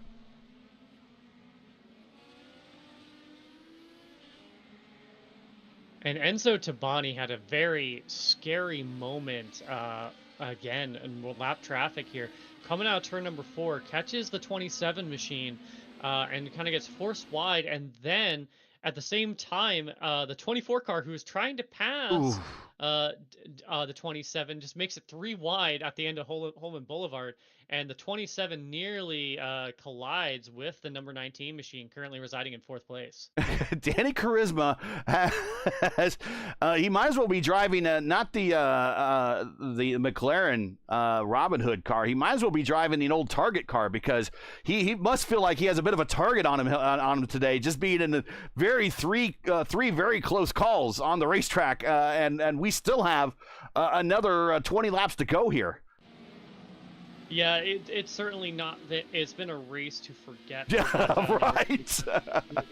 I'm sure he is not having a good time, and we are not trying to pick on him. No. But someone we're certainly not picking on is going to be Daniel Ferguson in the number 1 machine, making his final stop of the race here with 21 laps to go. A nice short pit stop for the number 1 WSR machine. Doesn't have to put in as much fuel, and he is going to be down and away, looking to undercut Kevin Burrell and his teammate, possibly even maybe try to get one over on Christian Hildegard.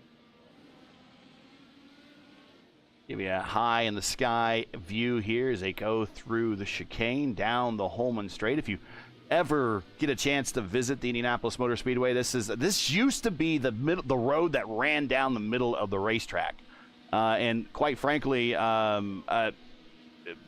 it's pretty cool that you get a chance to drive your own car or just walk on it when you do get a chance to visit the racetrack during non-GP week or race weeks when that's open. But everyone can walk on that. So the Holman Boulevard used to be, Ferg getting up to lap traffic here.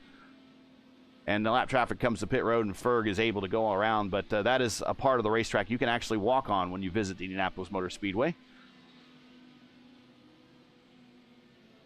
Yes, and Tabani having more odysseys with lap traffic, and that has allowed Kevin Burrell to pull away. He has opened up a 2-second gap purely because Tabani has caught lap traffic in that backstretch chicane 2 laps in a row, Gary. And that's just so frustrating as a driver when that happens, because it's really not anyone's fault per se. It's just the nature of the track. And if you're one of those lap cars, in this case it was Denzel Clarkson, you might want to try and get out of the way as soon as possible. That can make you a little unpredictable and lead to even worse moments. But Tabani probably a little fuming there under the helmet. But I have a saying: the lap traffic giveth, the lap traffic can taketh away. So it could be Right. just as quick that Kevin Burrell is the one finding himself in awkward spots in traffic as he is about to catch the i5G machine of Caleb Brashear, currently in the 14th spot. Caleb, one half of the Bash brothers that we have on Thursday and Friday nights with our AMA coverage here on P1.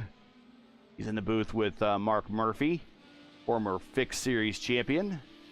And then Caleb is champion of the Sim Racing or Sim Gaming Expo and their Open Wheel Invitational last September. He beat out some drivers in this lineup, including Phil Kraus for that championship, with Tony Kanaan watching.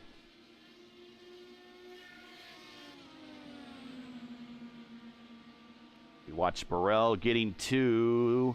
yeah, very good etiquette there on Caleb. Just stays to the outside, cracks the throttle, holds his line, stays predictable, and allows Burrell on by. Nice and easy, and Burrell can now sail away.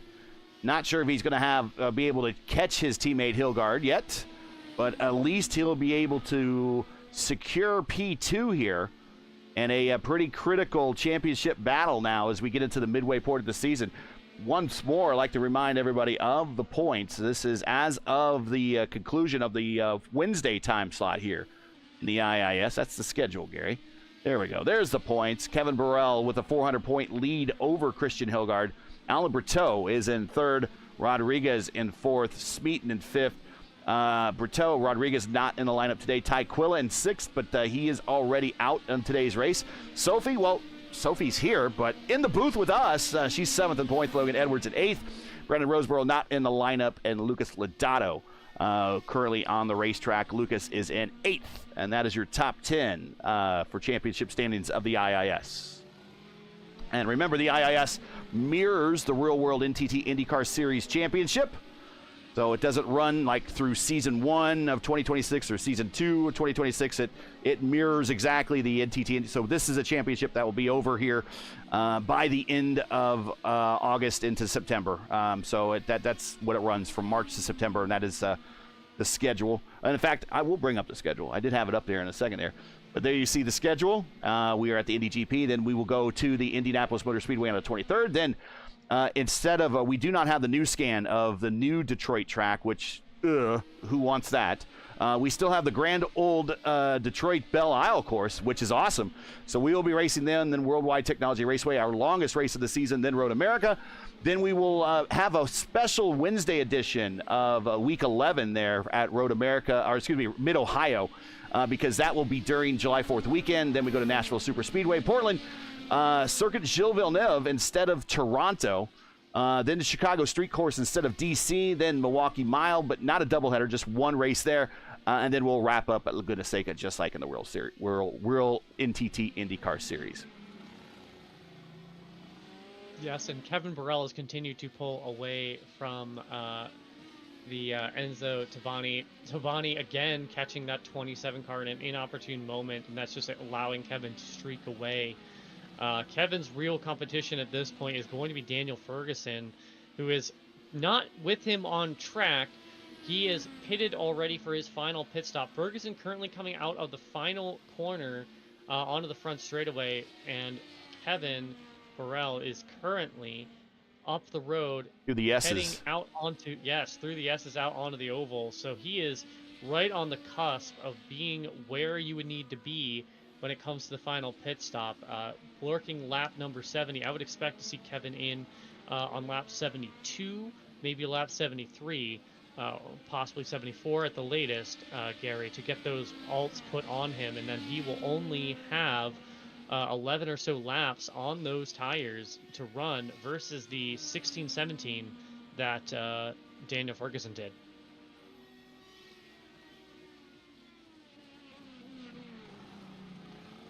Smeaton gets a position as Falkingham comes to pit road. Daniel Falkingham, the NASCAR Coca-Cola driver, and Elite Racing League Rookie of the Year, their IndyCar Championship, coming to pit road for his final stop. Yes, along with Phil Kraus. Neither of them have run the red tires, so Kraus in that power slide machine and Daniel Falkingham, they are going to have to run 15 laps on those tires, Gary, and that's going to be a tall order.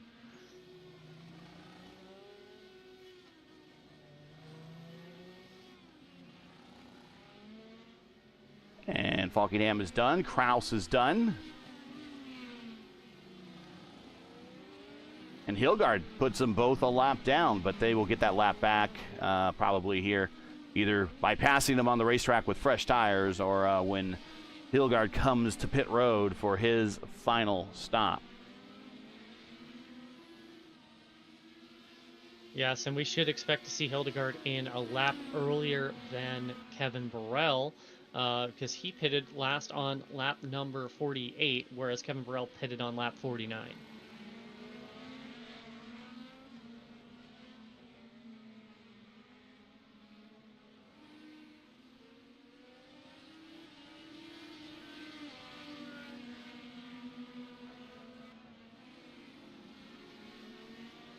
And there we see Hildegard lapping the 20 machine of Alexander Shinov.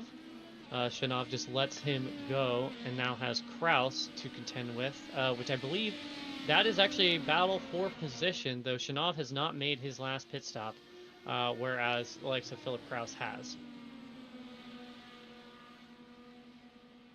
Shinov just holds his line. Kraus to the inside and clears him pretty easily. Oh, he gets loose of the Hello Kitty car. I believe that Hello Kitty car was painted by a friend of the program, Dakota DeMade, on his Arctic. Oh, sorry, go ahead. big trouble for Andrew Petty. Looks like he on.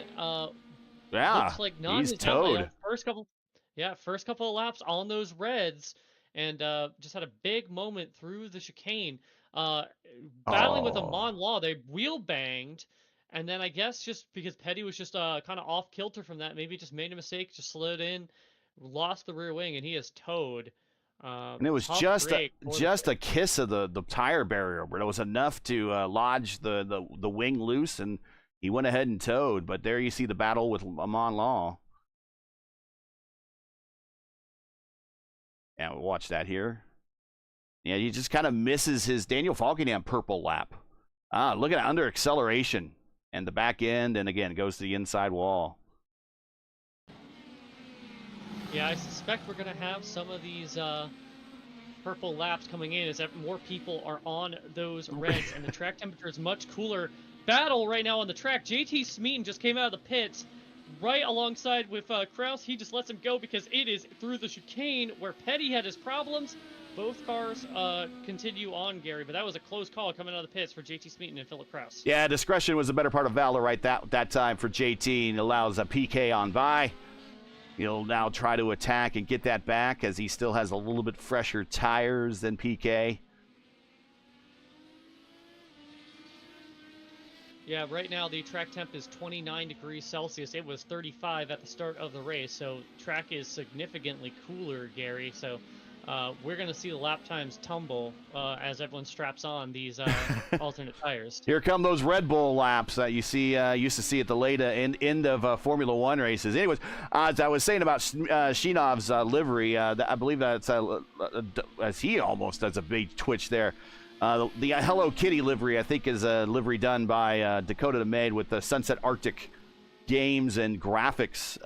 You can find them on Trading Paints, and I believe the livery that Falkingham is running is also one of Dakota's as well. So if you're looking for an IndyCar livery, a sharp one, check him out on Trading Paints. Sunset Arctic Graphics, Dakota DeMade. I'd have to spell his name. It's not easy said and done, but look it up. Sunset Arctic Graphics on Trading Paints. Anyways, go ahead. Burrell Sorry, on I was pit going to road. say we have our leader on pit lane. Hildegard's already made his pit stop. Kevin Burrell is making his now. This will be the final pit stops of the race. Gary, sorry to interrupt. That's okay. Dakota DeMage does do graphics, also frequent visitor in the Formula Indy and Formula Super Series that are also broadcasted here on P1 Broadcasting. He's one of the admins over there. And so we see Burrell really quick on pit road, 8 seconds in and out of the box. And that's his final stop. And he's going to be behind, unfortunately, Ferg. So Ferg's going to pick up the position. But Burrell is going to have those red tires and 12 laps to try to run down Ferg. So can we see a role reversal of what we saw for the very first stint with Ferg, who put on those red tires and then hemorrhaged, and might be regretting that a little bit right now. But hey, you lose all the gambles you don't take, right? So, give it a shot. Lucas Lodato, purple lap, a 1:10.6. So, yeah, I mean, I would say that it's going to be a tall order for Kevin to really reel in that gap. That gap's about 4.2 seconds, Gary. Yeah. Even with the pace that Daniel Ferguson is running here, he's currently running low 12s. Kevin would have to run several 1:10 laps to really get to the back of him quickly, and by that point, I would say the Reds are starting to get past their prime. No pun intended. So I think, unfortunately, might be a little too late for Kevin Burrell, but he is catching Ferguson pretty quickly here. Hey, today's coverage is brought to you by 4D Racewear. Check out our line of made-for-sim racing gloves, shoes, and apparel. Visit them today at 4dracewear.com. Click on the link in the description. And after our race today, come on back at 9 p.m. Eastern Time. And there you go. That is the thumbnail for our fixed Indy 500 coverage. You'll find that on our channel. And you'll pick us back up at 9 p.m. Eastern when we will be on the oval for the top qualifier split. Myself, also in the booth for this one, for the opening race, will be David Kreutz from FTN and Luis Gonzalez Nunez from our Tuesday and Sunday broadcast, and also with the Elite Racing League. So 3 of us in the booth to call the 500-mile action for the opening top splits of let's call it Fixed Friday now for the fixed Indy 500. It is Indy 500 weekend here. First of 2 Indy 500 weekends here on iRacing. That's 9 p.m. Eastern Time right here on P1. You can also see us on simulcasted on the iRacing channel as well. Kevin Burrell, purple lap, a 1:10.655. Yes, he is desperately going to try and hunt down Daniel Ferguson. That lap time difference there, 1 point, I want to say about a second and a half there, and that's exactly the gap now between him and Ferguson. If he can somehow keep those red tires under him, I think he might be able to do it, Gary, but it's a really tricky tall order here. But Kevin has done what he needs to do to put everything in his favor. The car is lighter because it has less fuel, and the track is cooler, so if those Reds can hold on, he's done what he could to make that happen. Here you go. There's his inputs. And he's there. I mean, he has got it down under a second already. And he's in the draft window. You're going to see probably on the straightaway, you're going to see this light up to green, and the screen here go green on the, there it is. And that is on push to pass. So he is using that momentary burst of power. But you see right here, Ferg is on the button too. So he is pushed to defending, but he gets right up into the braking zone, sends it up there, right down to the attenuator of Ferg. We got a battle now, a full-blown battle for second on the racetrack. Yeah, full-blown battle there. Kevin's last lap of 1:10.7, not too shabby. Got to be careful to not overly slide those tires. So he's got the lap car of the 27 machine. They split him all. They split him. They split, yes. Once again, I think that was charisma. And again, in wrong place, wrong time. Again, he just at least held his line. Oh, looks like Ferg dropping a little bit of wheel off into the grass there, not helping his acceleration out of the corner. Yeah, you can get away with that a little bit, Gary, but if you take a little too much, then you get a nice, hefty slowdown. As you'll see a lot of cars really taking up that curve through the SS section as Kevin sets him up through this final corner. Takes a nice shallow run so he can get the power down, square up this corner, get as much momentum. He's already on the button. Takes it all the way up to the wall. He is in the draft zone. Here he is. Going to pop out, and there it is. Kevin Burrell is going to blow by Daniel Ferguson into turn number 1. Oh, not quite. Ferguson fights back on the outside. But he runs out of room. Oh, he power slides through 2 and 3. Wow. Oh, that was awesome. But that is not going to help Kevin's tires No. at all. It's great to watch. Less fun to be in the driver's seat now. Ferguson's going to be on the attack. Yeah, this is not over yet, folks. Just because he made the pass and we only have 8 laps to go, the way that he's kind of abusing those tires a little bit, I'm going to love you and leave you here. That's kind of what he's doing to those tires. And Ferg might be able to attack back after the good of those alternate tires that are on Ferguson's car. Burrell's car. You see the red sidewalls right there. That means he's on the alternate tire. You do not see the red sidewalls there on Ferg's car. Ferg, that means he's on the prime tire. The harder tire lasts a little bit longer. You see that in the timing and scoring screen right there. And later in this run, right about, with about 1 to go, the life of these red tires are going to be pretty dead. Whereas the life of the prime tires behind them are going to be nice and happy. Yeah, it looks lap times, though, roughly still to the betterment of Kevin Burrell. Although, to be fair, when you have to take that wide line to turn number 1, that kind of costs you some time. Looks to be that the gap is slightly expanding for Burrell. He has got 6 laps to hang on to second place.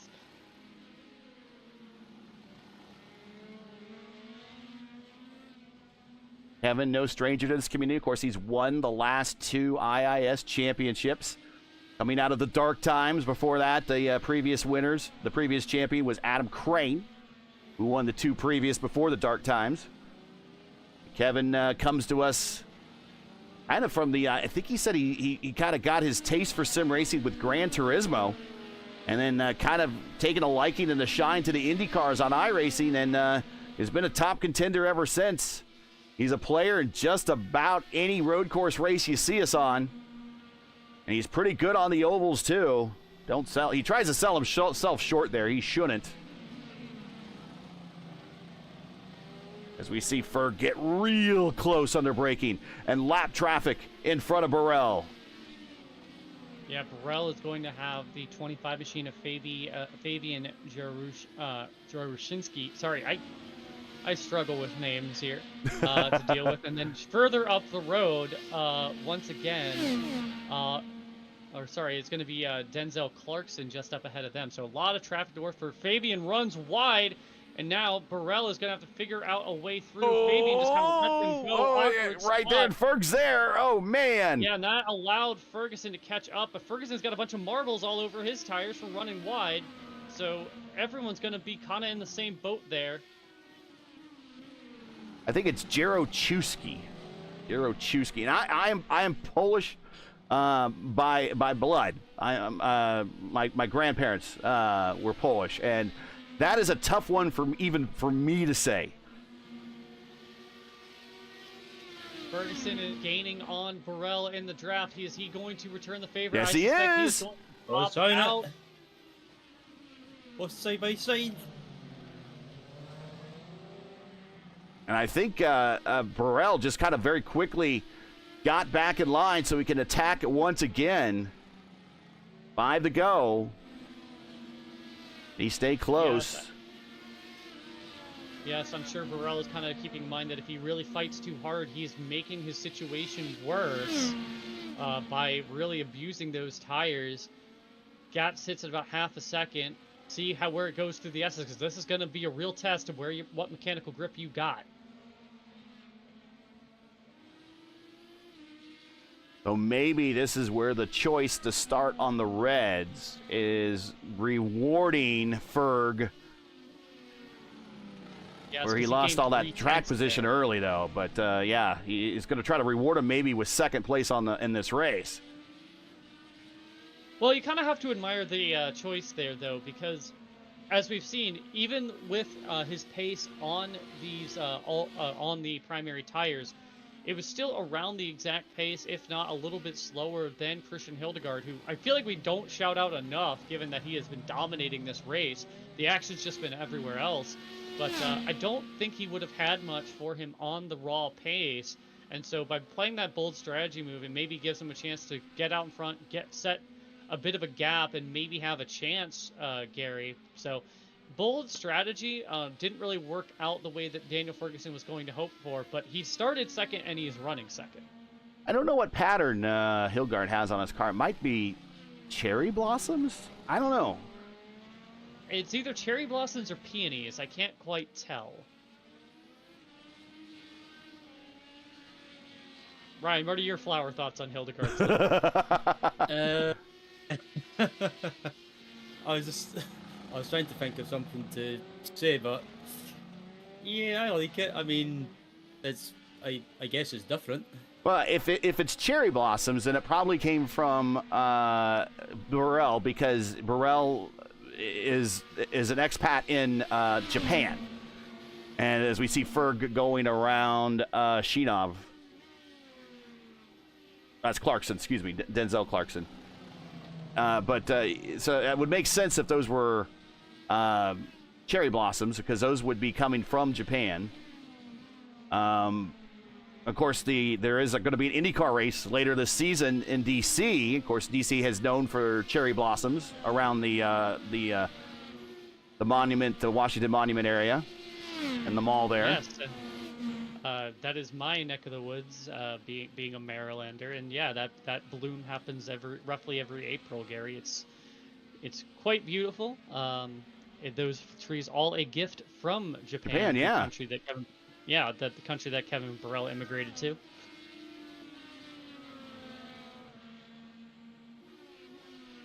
So now Burrell needs to get around Clarkson. But I think that battle for second is pretty much burnt up along with those tires, as Christian Hildegard now is less than 2 laps to go as he's on the north end of the racetrack. Yes, currently working on lapping Logan Edwards, this time for real on pace this time. Logan Edwards, though, already used up his reds at the beginning of the race, so he's on primes. Their lap times are very, very close here, Gary. So with no pressure from behind, it might be where Hildegard just kind of sits in waiting behind the I5G driver, just brings it on home. No point in really risking anything. Logan Edwards, though, not really also in the need to risk anything, as he's not being under pressure from behind, and Rashad Craig is 10 seconds up the road. Look, if I've done 85 laps or getting ready to complete 85 laps at the INDY GP road course for an afternoon, we've been at this thing since 4 o'clock. It's now 6 p.m. Eastern. The last thing I want to do now on the final lap is go a lap down. And I don't know if Hildegard shows a little bit of mercy and not pass him. I think he probably will. But the last thing, I don't know about you, Ryan, the last thing I want on the last lap of the race is go a lap down after all that racing. Yeah, absolutely not. I mean, if it was me, I would be doing everything to stay on the lead lap. If you've been staying on the lead lap for that long, and yeah, if you go a lap down on the last lap, or with 1 lap to go, it feels like a sucker punch. Yes, I can recall spamming push to pass while I was under pressure from Esteban Rodriguez to go a lap down during a Long Beach race earlier this season.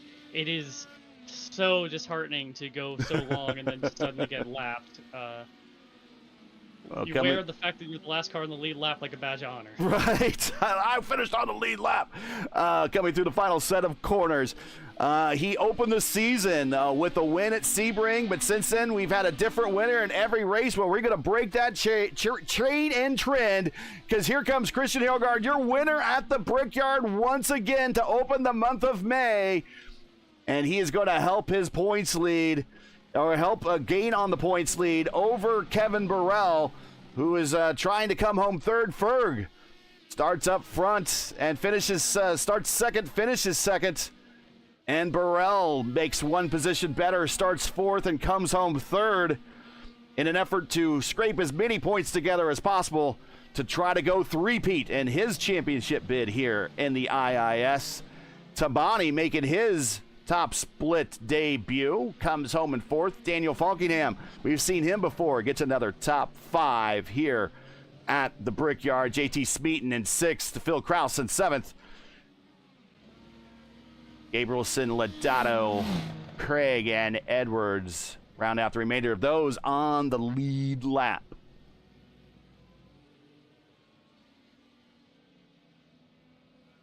And currently the formerly Fiercely Forward cars, the number 5 and number 3, Hildegard, your winner, Kevin Burrell in number 3 in third place. Currently doing a formation lap together down Holman Boulevard.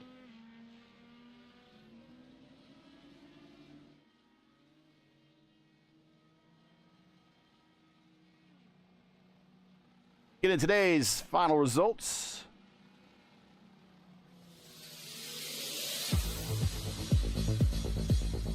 Christian Hildegard, second win of the season, opened up the season at Sebring with the win. First repeat winner this season after wins by Hildegard that opened the season. Malechka, Berryman, Roseboro, and Jaden Munoz at Long Beach. Hildegard is the first repeat winner here in the top split. Daniel Ferguson is second. Kevin Burrell is in third. Tabani fourth. Falkingham fifth. Smeaton, Kraus, Gabrielson, Lodato, Craig, as Hildegard goes to the F1 oval, F1 portion of the course. Logan Edwards, the 11 car, finishes 11th. Nadi Emmel in 12th. Lucas Hand in 13th. Sheenov, Law, 14th and 15th. Fillion, Brashear, Clarkson, Jerichewski, and Green in your top 20 there. And then we are Vinborg in 21st. Prisma, probably a little bit more TV time than he wanted today. 22nd. Andrew Petty, 23rd. Pavel Beer, 24th. He retired early, so he can go have a beer early today if he wanted to. And then Jared Curry, unfortunately, he retired early. He does not want to have a beer this early. 25th, Pachado and Ty. Ty did not want to end this early, but he did. And that is our 27-car field.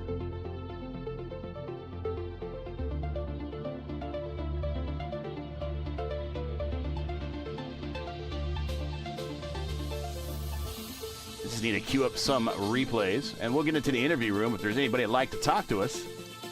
And then we'll start looking forward ahead to the big top split race tonight at 9 p.m. Eastern on the oval.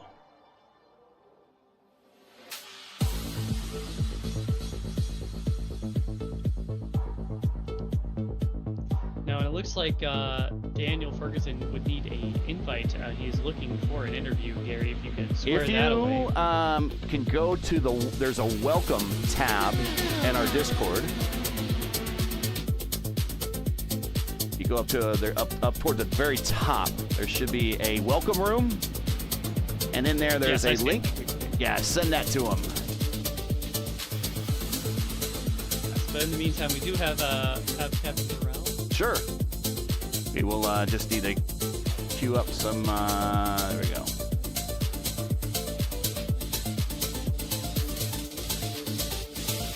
Try to get the best. There we go. Always trying to find the best angle for replays. Oh wow. Okay. Burrell, we'll have to talk to Burrell about that opening lap. He was. He got sidechecked by Falkingham, and iRacing forgave him. It took away his front wing and it gave it back.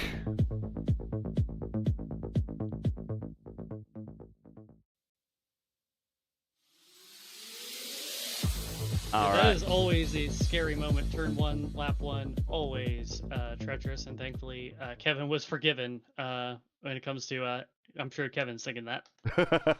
We will get him into the booth just momentarily and allow you guys to ask some questions here. There we go. All right. On the fly production. Here we go. And we'll bring in the general, Kevin Burrell. Happy Fixed Friday to you, Kevin. And let's talk about your race. Kind of an exciting race for you. Didn't look like much mid-race. First lap, you had a little bit of excitement. And iRacing, the gods, you need to give some sort of gift back to the gods, because the gods forgave you. They took away your front wing and then gave it back with a little bit of a side check there from Foggingham. But at the end there, going to the red tires and then getting around Ferg, and then Ferg just biding his time and waiting for your reds to go off, and he got the position back. So the good news is you managed to survive the first lap. You managed to at least get up to second for a little bit, but you decide that you're coming home third. And all in all things considered, it could have been worse.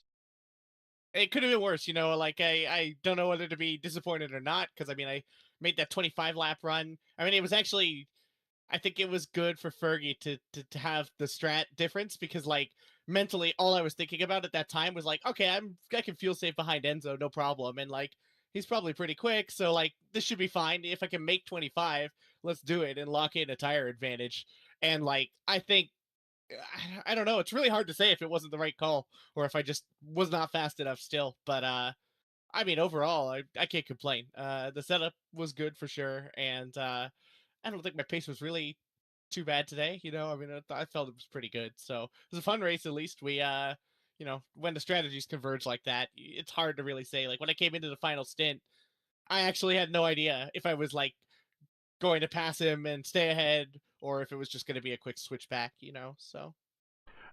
Real quick, we'll give Ryan a chance and Sophie a chance to ask you one question each, and then we'll let you get into your shout out. So go right ahead, Ryan. Yeah, looking ahead to the Indy 500, are you taking part? Yeah, I'll be doing at least I don't know yet if I will be doing the P1 broadcast slot one at Fixed, because it's 7 a.m. here right now, so I woke up for this race and I'm like really tired. So it might be slot 3 only for me for Fixed, and I will be doing open as well. So we'll see. Who knows? Maybe in 2.5 hours you'll see me right back on for the. It looks right now like I'm qualified, so we'll see. I think I should be in. I'm in 28th, so. Go ahead, Sophie. Yeah, Kevin, I wanted to ask, when you were trying to pass Daniel Ferguson and you got around him that first time and had that massive slide. Oh my God! Yeah. Yeah. Were you at any point thinking, "Oh, I am so cooked," or were you? Yeah, I was. I was pretty sure that like actually all the way until I got out of the chicane, and then like broke into the next braking zone. Like I was sure that the car was just going to magically snap spin and kill me, because that actually happened to Ferguson in the previous race. In the slot 1 I'm race, aware. I was there. Yeah, of course, yeah, and it was like, yeah, that was subpar.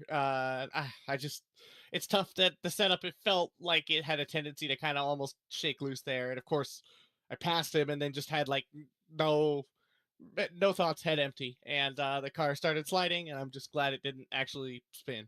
So. Well, you know how it works. You're going to get out of today. Still in championship contention, and you've done it without really getting any top split broadcast wins, but you're doing it based upon consistency. So that says a lot. Shout outs, friends, family, sponsors, anyone you want to say hi to for coming home third today.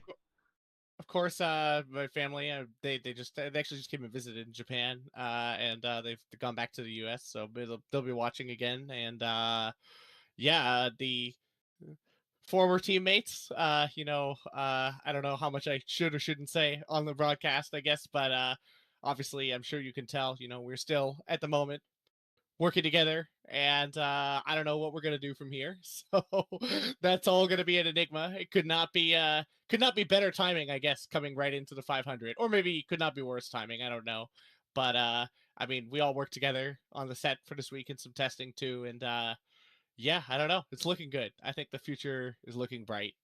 Well, good. Strength in numbers, of course, when it comes to Indy. Congratulations on the P3. Yes. Maybe we see you tonight. Best of luck if you do go into the big broadcast split. Yep. Maybe we see you for Open, but I know we will see you for the 500K here in 2 weeks. So maybe we see you back on the podium or maybe in victory lane at that time. Yes. But congratulations on P3 today. Go get your rest. Are you guys broadcasting slot 1 of Open? Yes, we will be doing slot 1 Open as well. Okay. That I'm almost 100% certain I'll be there for in time. So, see you guys around. Have a good one. All right, Kev. Take care. That is, man, he's a pro. He knows it. He just ejects himself and everything out of the channel. Let's I go think ahead. you want to go back to bed. Right, no kidding. At 7 a.m. In Japan, we'll bring in Daniel Ferguson. And joining us in the booth is Ferg. Congratulations on the P2. But let's talk about the strategy in that first stint of going to the red tires. Might not have been the call, and it might have been the call would actually maybe cost you the overall win here. But talk about the race. I mean, we talked about it in the broadcast. You lose every gamble you don't take, for sure. And it was a bit of a gamble starting on the Reds. Let's just say the gamble was not on purpose. On Wednesday's race, I really struggled with the rears and wrecked the car. So I was trying to do a bit of testing before this, saved the setup with the Reds, and then just gridded without double checking. And then it was I was like, okay, let's see what I can salvage. And luckily, I had pretty good pace once I got the race, or once it was going. And then I just lost too much time letting people through. And then Christian drove a really good race though. Same with Kevin. Go ahead, Ryan. Or is Ryan not there? Yeah, look, there he is. yeah, sorry, my microphone was muted there.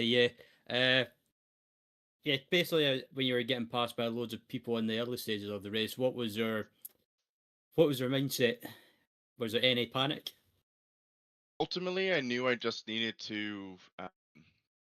If I wanted to make the strat work, I would need to get to at least like lap 17 or 18 in order to allow me to full push. And I knew everyone else would be full saving.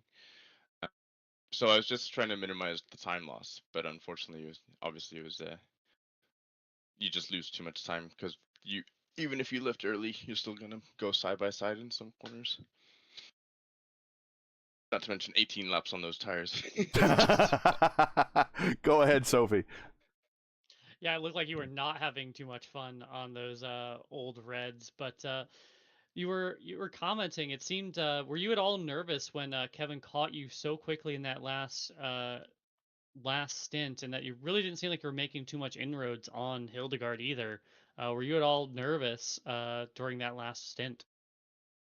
Well, I knew after like 7 or 8 laps that the tire would just drop off a cliff, so it was just kind of being patient. I knew that if I made Kevin light up the rears a little bit, maybe overdrive, if I was able to stick with him, then I'd be able to get back by him once the cliff did happen, which luckily it did happen quicker than I expected.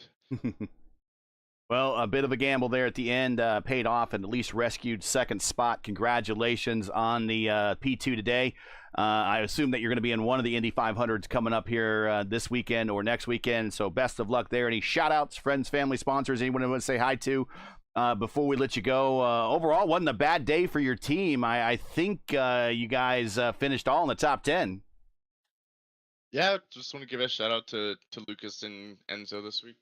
Enzo actually pretty much hopped in the car about 45 minutes before the race. Like he was asking so much during the race. He was pretty green in the series, so it's a really good race run by him. That's pretty amazing to be in a. So was it his first start in the car, or just first start at Indianapolis in the car? Just this combo. He's done combo? a bit of Sebring earlier in the season, but then recently he's joined us on trial. And wow. Yeah. Well, it's good to have him here, and a good day for you and the team, and best of luck. We will see you hopefully again on the Oval when we go here to the Oval here in about 2 weeks. If not, we'll maybe catch you in one of the fixed or open 500s, depending on where you got qualified. But best of luck, and we'll see you at the next one. Have a good one. Thank you. That is Daniel Ferguson. And let's bring in Christian here. And here he is backing up his win from a couple seasons ago with the win today. It's a bit of a different atmosphere for you. You had to pass back to get the lead in the first stint, and then you kind of pulled away at that. But kind of a team and a set of drivers going through a bunch of flux. But it's nice while all this uncertainty and flux is going on to get a W, and not only a W on top of that, but you're the only you're the first driver to repeat in the top split with a win this season, and that's now kind of making things a little bit difficult for your teammate. But you're looking now as one of the championship favorites. But talk about the big win here at the Brickyard. You really like this place? Yeah, I go pretty well around this track. Honestly, I was kind of compromised in a lot of my preparation here, but having done so many laps here, it's okay. I was struggling a lot with my force feedback being very strange, so. Yeah, it's been quite a week with all the team stuff happening, and then my wheelbase breaking or not really breaking. Managed to salvage it, and then have a surprisingly good race. Honestly, it was a pleasant surprise, and especially after an IIS season where I think I've had some strong results overall, but I've had a lot of recovery driving, and I've made a lot of like small mistakes that end up being kind of expensive. This feels good to just have a nice clean race and be able to manage it the whole way through. Go ahead, Ryan. Yeah, as soon as you got the lead, what was the plan from then on? As soon as you built that gap, I feel like I was in a very good spot because Ferguson, Daniel, he messed up the strategy and took the Reds by accident. That kind of allowed me to slipstream away from the guys behind, and from then I just had a bit more pace. So Daniel being on the wrong strategy and the guys behind having lost slipstream, not being able to fuel save behind me, I just needed to pull a gap consistently. It was a big fuel saver still, but I just had enough that, I could manage the race and drive like at 97, 98%, not over push, but still go fast. Go ahead, Sophie. Really, after a strong performance like that, Christian, I only have one thing to ask. How do you do it? Like, what are you doing that, because you had that race on lock, you had pulled out a gap, I think, of over 15 seconds on some incredibly stiff competition. Just how do you do it? How much preparation goes in? Do you ever get bored? I did get a little bit bored in this race, but sometimes that's good. Like I said, I've had a lot of intense races in various ways, so it's nice to have a boring race every now and then. How do I do it?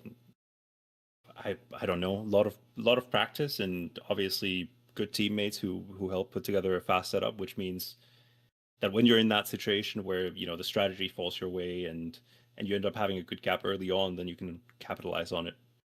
I think that's the secret.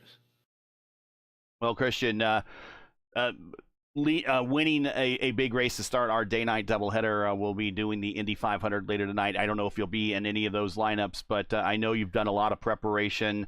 And now we're halfway through this IIS season. Next race up is the Oval, looking like a championship contender. So all things looking good, and in starting, I guess, the month of May, quote unquote, on the right foot with the win is the way to go. So congratulations. Any shout outs, friends, family, sponsors, anyone I want to say hi to before we let you go? And I know if you got more preparation to go on to tonight, trust me, we know those 500s are coming up. Oh, my preparation is sleeping and going to a race in real life. No fixed races for me this year. Hopefully I'll be in the top split for Open. We'll see. But yeah, big shout out to my former teammates. Hopefully I'll get to work with them plenty more. Obviously, we worked on this setup together, and the plan is still very much that we're working together for the Open 500, and then we'll see what happens after that. And also a big shout out to Alicia Designs, who handled all our liveries at Fiercely Forward. We got a new generation not too long ago, which we didn't get to run very much. So he cooked up a one-off livery. Not too often that you get to run something where you have completely free reign. So he cooked up something quickly, and I think it turned out really nice. So big shout out to Alicia Designs for the livery. And I So- think that's it. Yeah. And to you guys again, of course, for putting on a great broadcast. You guys put on the best show. Just to ask about the livery, it would look like it was flowers to us. Was that cherry blossoms or what were they? Yeah, it's cherry blossoms. Ah, there we go, went for guys. We something, called it. There we go. Well done. Yeah, we went for something spring adjacent. So yeah, All always right. looks good. Cherry blossom liveries, favorite of mine. All right. Well, congratulations on the win, Cherry Blossoms. Coming up, all cherries for you with the jackpot, and you got the win. Congratulations, and we'll catch you in the next race in about 2 weeks when we do the 500K to close out the oval finally. Yeah, looking forward to it. Thank you, guys. That is Christian Hilgard. Final thoughts. We got Justin Petschauer here, but before we turn it over to Justin and hear how your race went, final thoughts, Ryan. Final thoughts, Sophie. Go ahead, Ryan. Yeah, I'll let Sophie go first for this one. Well, my final thoughts here, Gary. Obviously, we saw the massive tire fall off, and we saw also just how much traffic played a factor in this race. Enzo Tabani, just what a debut in a broadcast for that number 19 machine. Really had great pace, but ultimately just got kind of hosed by some of the traffic, and that allowed Kevin Burrell to pull away and secure third place easily. Go ahead, Ryan. Yeah, it was a good race, and I really enjoyed it. Yeah, always like the road course as well, because it gets me excited for the month of May. Obviously, with the 500, the fixed version Indy 500 taking place, and the open setup 500 taking place as well, and looking forward to those races, and also the real life race as well. Before we head off to Justin here we go. Reminder, Indy 500, fixed Indy 500. That is the thumbnail you'll be looking for on our main page, 9 p.m. Eastern time, here in just less than 3 hours. Now, about 2.5 hours from now, right here on the channel, I'll be myself, Luis Gonzalez Nunez, and David Croit. Sophie will be back to join us for the Open 500 a week from today. Friday night, the 15th at 9 p.m. Eastern time. So she will be back for that. But be looking for that thumbnail. That is coming up here in about 2.5, 3 hours. Then the next IIS race for us, and I will segue to Justin on this to hear about his race here, and we could talk about Indianapolis going forward. Justin's kind of our ambassador of the IIS next 2 weeks, the 23rd. So it's a day before the real Indy 500.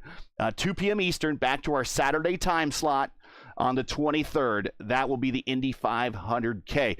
And it'll be all right here on P1. Again, back to our normal Saturday 2 p.m. time slot, and that will be the Indy 500K. 125 laps, 312 miles, 500K. There you go. That's everything you need to see for that. Now let's turn it over to Justin. Justin, how'd you do in your race? And final thoughts on GP, and then now we're looking at the oval. Let's just say, even in split 2, it was frustrating. Started shotgun on the field. I'm going to be honest. I'm going to pull a Tony Stewart here. This tire model, they need to fix. This was not pleasant to run. Didn't matter if it was the primary sidewall, the red alternates. It was just not fun. It doesn't help that for some reason we got 100% track state. Like, what are we doing here? This doesn't gel with the current tire model we have. So rough going out there then? Is that basically the gist of your race there? Okay. You started from the rack of the pack. Where did you finish? 17th. 17th? 2 laps down. Oh, okay. Even just by fuel saving. It was not fun. That was probably the most frustrating Indy GP I've ever had here. And I did go to the red sidewall tires at one point, but after about 11 laps, I literally had to get the hell off of them. Yeah. The left rear tire literally started spiking between 249 and 255. And it's like, no, I'm losing grip. I'm sliding all over. This is just, it's not good. And I'm going to be honest. we're probably in for a bad race for both the fixed and the open set 500, especially with that right rear tire going thermonuclear on the temperatures. Yeah, that's kind of what we thought, and that's kind of the preview we got for the when we were watching the Elite Racing League Indy 500. Initial thoughts before we moving on to Indianapolis now. Obviously, you're not particularly enthused about Indianapolis coming up, but final thoughts so we can wrap this up. Well, I'm hoping it's a better race for me in the open set 500 because at least I'll get a week or so off from running the IIS with this god awful tire model, and at least it'll be back home again in Indiana that I will get to enjoy on this nice little vacation. Hopefully they do get it fixed between Belle Isle and Gateway. Fingers crossed. But other than that, this is probably going to be the most frustrating month of May for a lot of people. Yeah, take it away, Gary. You're hearing a lot of that. Yep. All right, let's give everyone back their Friday here. I got to go get some dinner ready, and then we will be back at 9 p.m. Eastern for the top split broadcast, the top qualifiers. These are the fastest 33 qualifiers that choose to show up for the opening split. We will see the fastest 33, not by iRating, it's by speed. That's one of the rare things that this 500 does over other events on iRacing. It's all by speed, not by iRating. So, and it's over a 4-lap, 10-mile run that these drivers have been doing all week long. So that is tonight, 9 p.m. Eastern. But that's it for today, or at least for race 1 of our day-night doubleheader. Once again, your podium here from the Indy GP course.